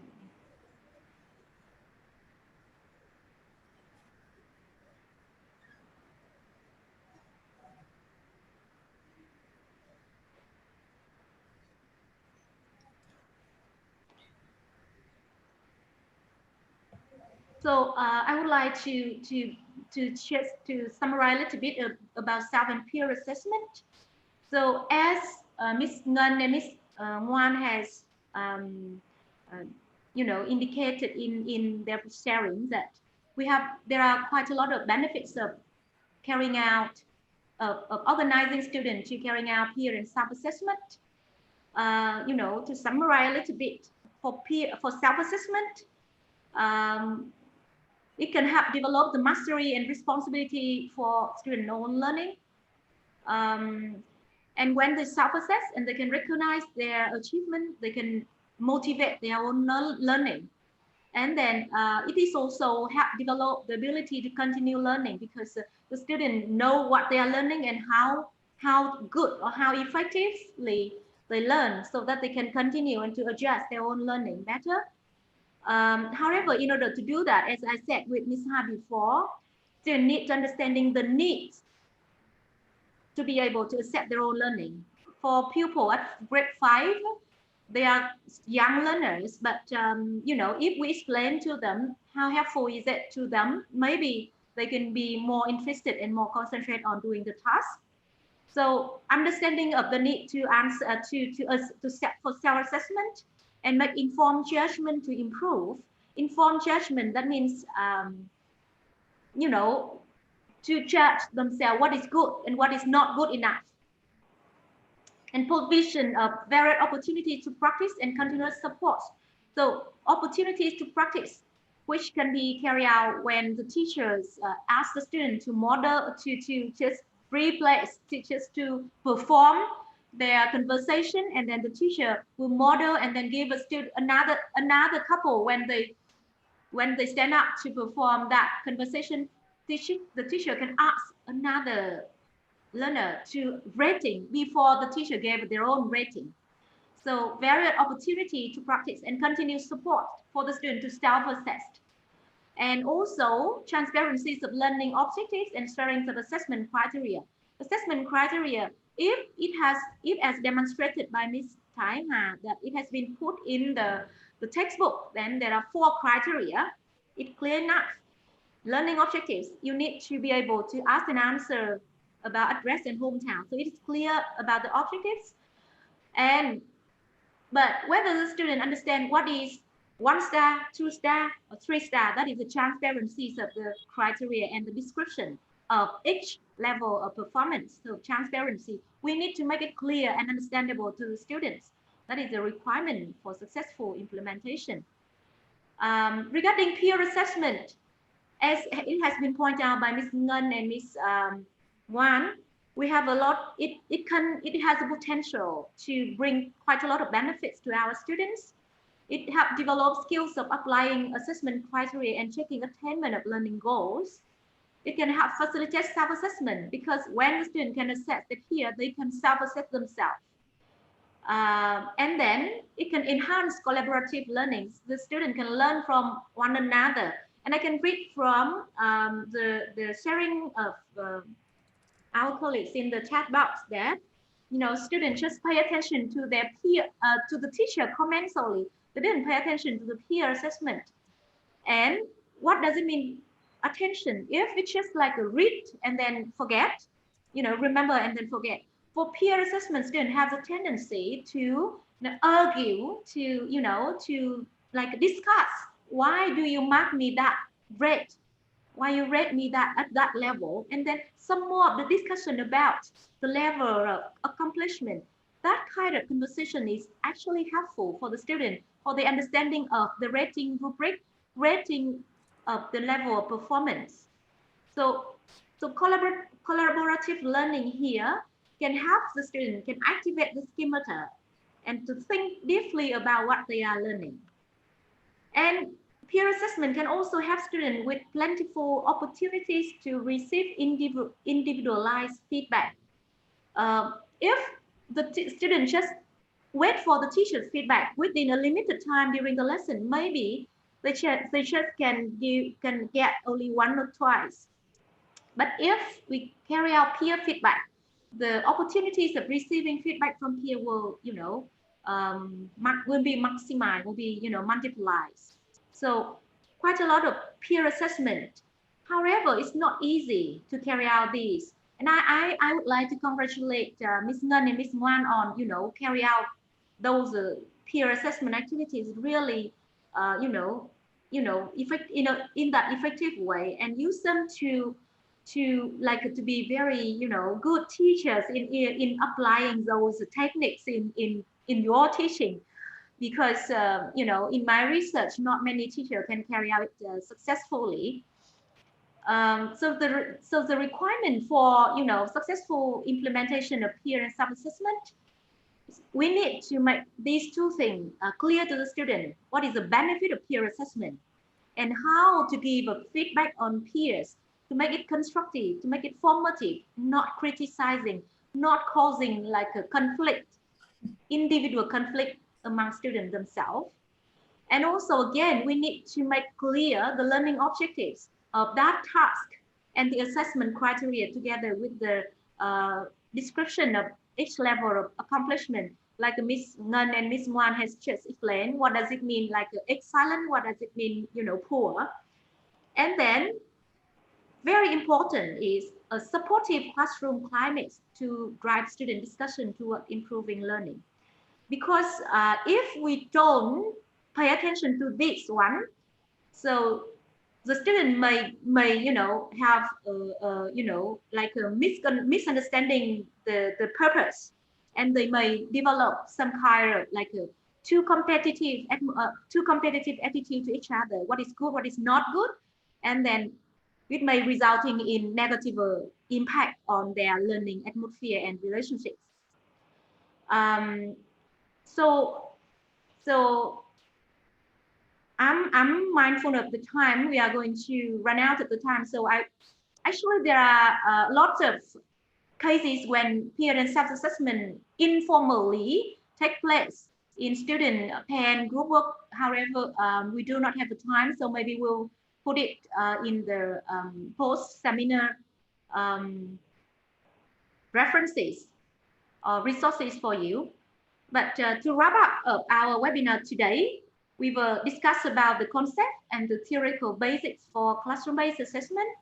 We also discuss the reason for carrying out classroom-based assessment, because we need to assess in order to teach effectively. And then we touch on the different areas, key areas of classroom-based assessment, consisting of questioning, feedback, peer and self-assessment. And also we have just very little time, so, but I would like to thanks so much for your attention. And if you have any question, we still have enough time for some questions. Thank you.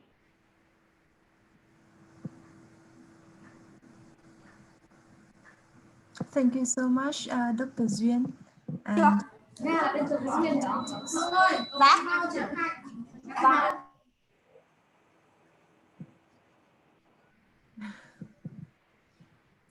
okay, I have one question from Ms. Hạnh Dao on the chat box. My students said that they like peer assessment because they can learn from their friends' mistakes, and they feel they have responsibility to give exact comment on their friends' writing. However, they are not calm and patient enough to self-assess. What should teachers do? Thank you for your question, Ms. Hạnh Dao.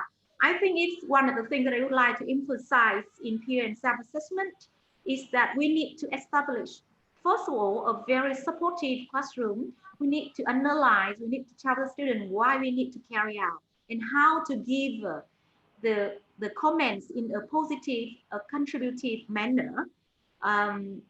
They are not calm and patient enough to self-assess.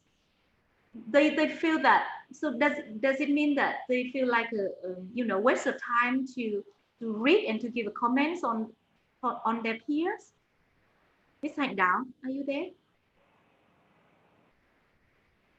If it is because of the time, I think you need to tell the students that, by assessing their peers' performance, you will gain something for yourself. You gain, you know more about the knowledge. You know more about the objectives, because your peer assessment will ask you, your task of peer assessing your peer will require you to study the assessment criteria carefully, and you will gain understanding of that. So you know that when you presenting something, you need to pay attention to the content of your presentation. You need to pay attention to the delivery manner. You need to pay attention to your work, your collaborative with the. So there are something that students gain from studying the assessment criteria in order to assess their peers. And when they assess their peers, they can find out like, oh, your peer has done this well. How did they do that? Some more of the interaction can develop, and they can learn from that good things. And you can find out also that, oh, this one is not good enough. And you can suggest something. That is another level of development already. You not only understanding yourself, but you also can guide others. So maybe some more time that you need to spend on helping students recognizing the benefits of carrying out that activities so that they can be more motivated to carry out. And once again, I would like to emphasize that a positive and contributing and supportive classroom atmosphere is very important for successful classroom-based assessment in general and peer assessment in particular. I hope that this answers your question, Ms. Hạnh Đào. Okay, thank you, Zian, very much for your answer, for your presentation and the answer. What I want to ask is just about self-assessment here. Just I mean that the student don't want to read and re-edit their writing using the rubric, but they want to read others and try to look for mistakes and give suggestions of how to correct them. So what teachers should do in the way to motivate students to assess or to self-edit their writing. Maybe try 3 times, yeah, because they can learn by editing their own writing. Okay, so that is also you know, a very difficult aspects of implementing self-assessment also, Ms. Da. The students, as I said, actually when they receive a feedback from a peer or from the teachers, they may feel like, oh, I'm too tired. I don't want to revise anymore. But as I said, which is in one of the principle for effective feedback is to give a student the chance for the opportunity to improve their work before submitting for marking. So there should be something that they pay attention to. The student pay attention to the marks and grades.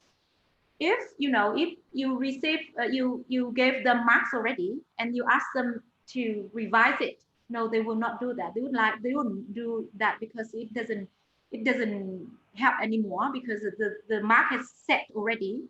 So maybe you give them feedback on comments on their, or let them chat with their peer or have the peer feedback first and then revise, and then you give a marks, you mark it and give that mark as an official mark for the students.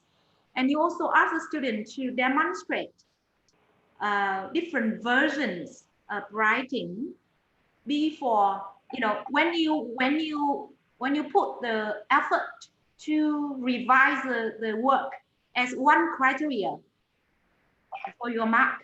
So you ask the student to demonstrate different versions of their writings together with the final version. One criteria for that effort.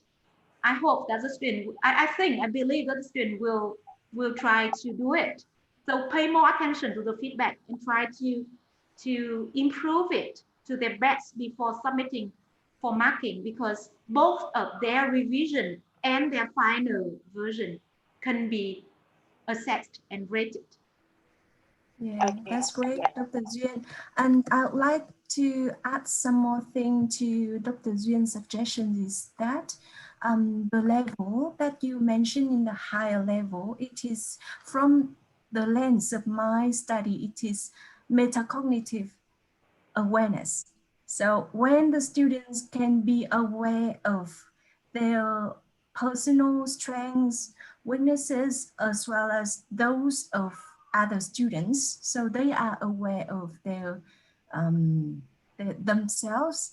And then I think that when we can develop their awareness of the potential benefits that Dr. Duyên Chen and other facilitators have mentioned so far about the application of different self and peer assessment feedbacks and questions, then maybe the student might be more motivated to take part in the self and peer assessment. And one more thing I'd like to add is that maybe we can assign different weighting for different version. For example, at the beginning, we ask our students to practice self-assess and then change their version, then that version can be a point about 20%.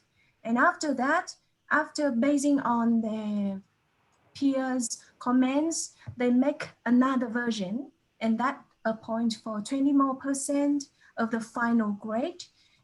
Something like that. That is what we already apply to the students at tertiary level. Yeah. Thank you. Yes, I agree, Ms. Tâm Trang. The first thing is that helping the learner recognizing their own progress, their own achievement has been found as one good way of maintaining their motivation. You know, you realize that you will make progress day after day, and after you have made that great effort, the student can, you know, after realizing that their effort, you deserve something, they will continue doing it. So helping students self-assess and realize their own achievement is something that the teachers should do, and to, you know, help maintain their learning motivation. And the second thing, like to help them, you know, pay attention to, or, you know, engage in revising, keep revising and aiming toward the better version of their writing. As I said, we can make it as one criteria for writing assessment, for assessing their writing. So we have a task achievement, we have a vocab, we have a grammar, we have a cohesion and cohesion, and then we also have their learning effort. If you want, as we are trying to support the students, and in Chang's way, Chang does it. Chang does it in another very creative way. That means, you know, we you know, average the different version of students. We mark them with the same criteria, but we average. You know, we put proportion. We weighting, you know, different version with different, you know, weighting, and then we calculate to make the last, you know, final marks. So of course, in that case, the objectives of the assessment criteria include the learning effort. It must include learning effort in order to do that. So if you want to encourage more participation and student engagement in peer and self-assessment, I think it can be a very good suggestion. Yep. Thank you. Thank you. Ms. Hạnh Đào, do you have some more questions or some more comments? Okay, actually, I would say in my class, I ask students to self-assess. Sometimes I do this. I ask them to, for example, look for 5 mistakes in their own writing, and in about, for example, 1 minute. And after 1 minute, I ask them to find more 10 more mistakes in vocabulary, for example, or grammar, or the idea. Yeah, and they try to look for that until their writing is more perfect. And that's also very interesting, because after, for example, 30 minutes, they still go on looking for, they still can find more mistake in their own writing. And I think that's good too, just a kind of self-assessment. And they forget that they self-assess themselves, but and they can learn a lot. It means the next writing, when they come back home, they rewrite, for example, the essay and all the kind of mistake they have found. They can deal with them and make a better version. And that's what I have done so far.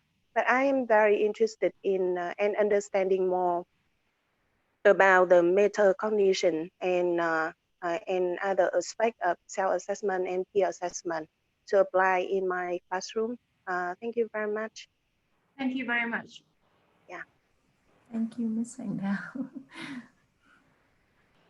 And I think, you know, it is not an easy task at all. Here in self-assessment, if we really, you know, if we aim for it, you really need to, you know, pay attention to 3 main aspects. The first one, the understanding of the benefit of the activities, because our students now, especially at high school and tertiary level, you know, I know that, or even at, you know, not primary, but like at grade 7 and 6, they already have their own comments, their own opinions about how good is a lesson is and how good their own ability is. So when we develop that ability, we will support their ability to continue learning, lifelong learning. And so we need to develop it, but in order to make it effective, we need to, first of all, help them understand the benefits of those activities, and then help them understand the how they can do it, like what to do and how to give a feedback, how to use the rubrics, what does it mean, the different level of performance. And then very important thing is you're dealing with those activity, you need to create a very supportive classroom atmosphere. I think it's very important for the student to demonstrate their understanding, to share with their peers what they think about their peers' performance, and to continue learning. Because once they feel like, oh, I lost my face because of this, and then everything, all of their sensitive, all of their sense will close and they will not learn anymore. It doesn't promote learning if they feel like, oh, they has been insulted or something. So the classroom environment become more, I think, as my feeling, it's less formal, it's less teacher-based, it's more student-centered, and let the student take their role, to, have some voice on what they would like the lesson to go forwards, and then what it should be like, and please encourage as much as possible classroom interaction, especially the interaction related to the lesson's objectives. Thank you very much. And I think, I think it will be difficult, but you will get it if you really try. Thank you very much. Yeah, thank you, Dr. Duyên Trần. And I also read the comments and discussion between Ms. Hạnh Đào and Ms. Ngân from the chat box. And Ms. Hạnh Đào mentioned about the workload of the teachers, and also from the suggestion from Ms. Ngân, a teacher can randomly collect 4 or 5 once. I think it is the writing documents or writing products from 4 or 5 students to mark each time, so that can reduce the workload of the teachers, right, Ms. Ngân? Yeah. Can you unmute yourself and elaborate some more? Can you repeat your questions, Ms. Chang? So Ms. Hạnh has a question about the teacher's workload for assessing the students' writing products or something, right, Ms. Hạnh Đào? Can you? Okay, yeah. So actually, I just you have whenever a lot of interesting I questions. okay. I'm sorry. Okay, sorry.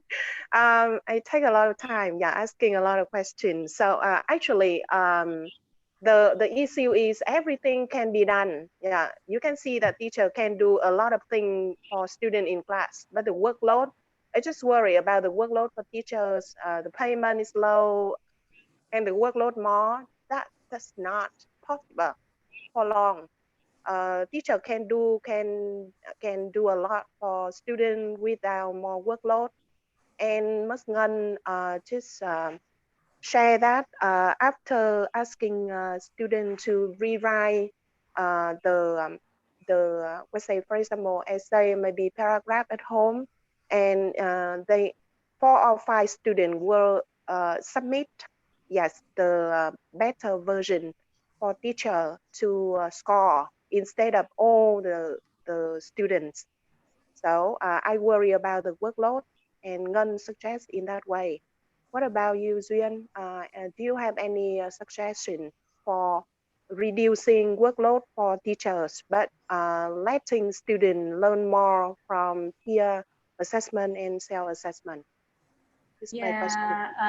Thank you for your question, Ms. Đào. You actually touched on the very, center of the problem of classroom-based assessment in general, and peer and self-assessment in particular, is the time limitation and the teacher's effort. Because, if, you follow the traditional way of presenting, transmitting knowledge, you have a certain amount of thing to share, and when you're sharing everything, done. But now I think it's more work for you, because if the student didn't know something, you have to revise. If they knew something already, and you have to move them forward. So a lot of planning, a lot of preparing, and you have to be quite, you have to work during the lesson. You also have to, walk around, seeing, observing and sensing and diagnosing their learning. It's quite a lot of things. And even for questioning, if you want to elaborate on their question, and what is it, where is the time, if there is limited. And then feedback, you want to give them feedback and follow on the feedback, where is the time. You want to carry out peer and self-assessment, and of course it takes your time, because once the students once the student started working, and then it all the time, I don't know about you, but from my own experience, once I let the student do something, and it always take more time than I expected when I planned for that activities, because it includes the uncontrollable factors. So it is the traditional questions. The answer, I to be honest, I don't have a good answer for that question. I think as a teacher, because you aim for something effective instruction, I think you need to prepare for that lesson before it, and then after that, the peer and self-assessment. As I told my colleagues, you don't need to give the exact marks all the time, right? You just need some marks. So you don't need to give a mark all the time to the student. This time, you ask all the students to do something, and to self-assess, maybe the whole class divide into groups, and we assess one or two writing solely, and the next time, another one or two students work, and just to make the student, they all have to prepare for that activities, and they all have to engage in, and learning will take place. But you don't need to cover to every student in the class. And once you demonstrate the benefit, once you engage them in the activity, they will learn whether it is their own work or their peers' work. So try to reduce it, try to, make it into some example of each lesson only. Otherwise, as a writing teacher, you will never get rid of, marking and rating all the time. If you increase the chance for the student to work on your feedback, right? So as for me, we just select 2 to 3 writing for discussing for the whole class, and then peer for some, and then we collect some of their peer, and then we comment on the peers, and help them realize whether that comment is, accurate or not, or maybe we have to think in a different way of that aspect of their writing. And then next time 3 others, provided that from the beginning and the end of the semester, every student have their work commented or assessed or rated by their peer and by the teacher at least 1 or twice. We need to reduce that workload, because otherwise, when too much workload, we cannot do it well. That's just my personal sharing. Research and scholars still found it something that haven't got the satisfactory answer yet. I want to add one more thing. Can I ask one more thing? Yes, Just sure. one teachers can practice that in class. But what about the next teacher? For example, if you teach at grade 8 and grade 9, another teacher take the class, and if that teacher doesn't follow the kind of, that support the application of peer assessment and self-assessment, so it's really difficult to change. And that's why the person, for example, the head of department, for example, should that give the kind of the general rule or regulation or suggestion for all the teachers to apply in class for the whole school, for example, or maybe district. So by doing that, we can change the classroom practice. The teachers and students learning and teaching as well. Otherwise, just really difficult if 1 or 2 teachers do and then the other no. Just read. Did also need the kind of support of policy makers headmaster, the head of department, English department. Just what I worry about. Yeah. Yeah, I can agree with you more, Hạnh Đào. In my research, we found out that there are different level of of series of factors affecting the teacher assessment, classroom-based assessment practices. And as I said, at the school level, we call it meso level. At institutional level, the regulation, the institutional regulation on classroom teaching, classroom practicing, and even the teacher evaluation criteria, whether the good implementation of classroom-based assessment listed as one of the criteria to evaluate teacher or not. Otherwise, with all our effort, still we cannot be recognized by the leaders of the institution. And maybe, you will feel like next time, maybe no motivation to continue. And then in order to make it like a uniform among teachers in the same university, it should be included into the requirement of the teaching. And we also have a PD for teachers, professional development for the teacher in service teachers. And those techniques for classroom-based assessment should become one of the topic for, for learning when they observe each other lessons, and then to discuss about how to make it better. So there are a lot of things need to carry out in order to support those practice. But from teachers' position, we can do our best, but we need the support from our different level of administrators and leaders in order to do our jobs better, surely. Thank you, Dr. Duyên. I can see that Mr. Phạm Đức Thuận raised your hand. Is it right?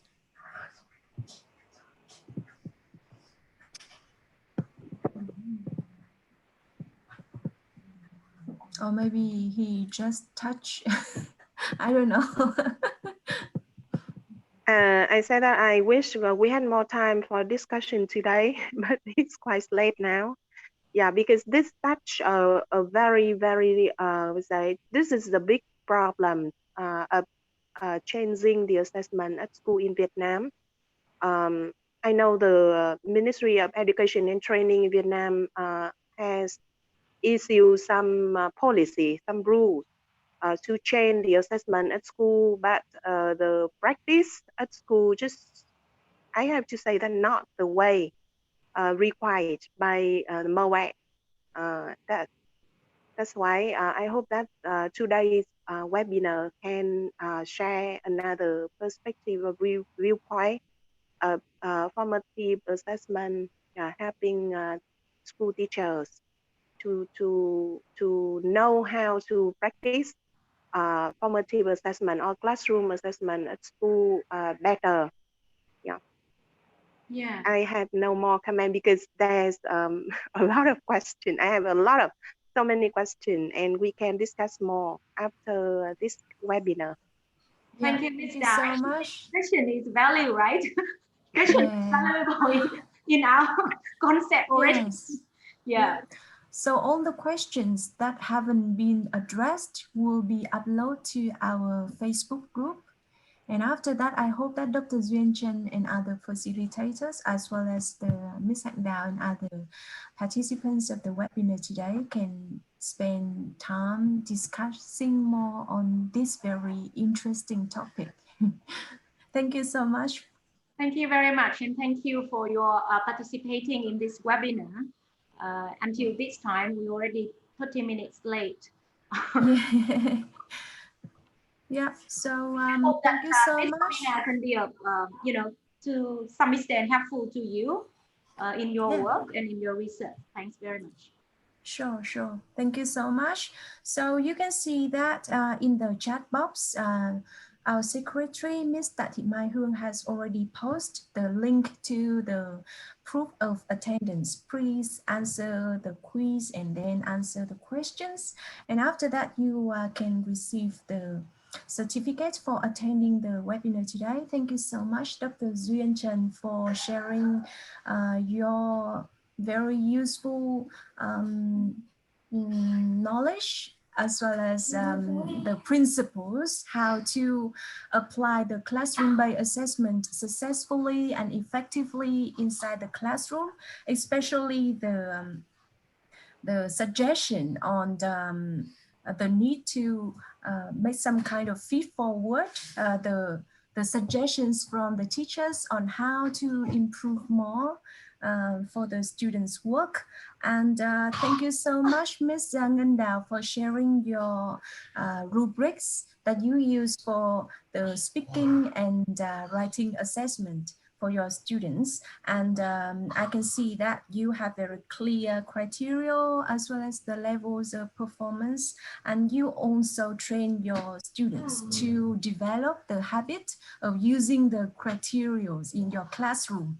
And also the rubrics from Ms. Phạm Ngoan, and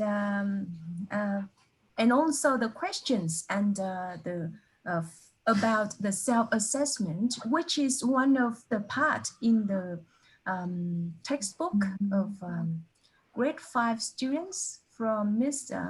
Đinh Thị Thái Hà. Thank you so much for spending your precious time to prepare and attending the webinars today.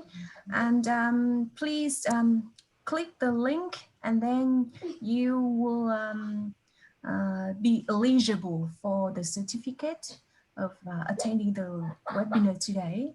Thank you so much for attending our webinar today. Thank you. Yeah. So I think that you can leave the webinar now. Goodbye. Yeah, see you. Thank you very much. Thank you, everyone. Yeah, I can still let the webinar on because we need to do some kind of technical issue. Thank you so much. Bye-bye. Bye.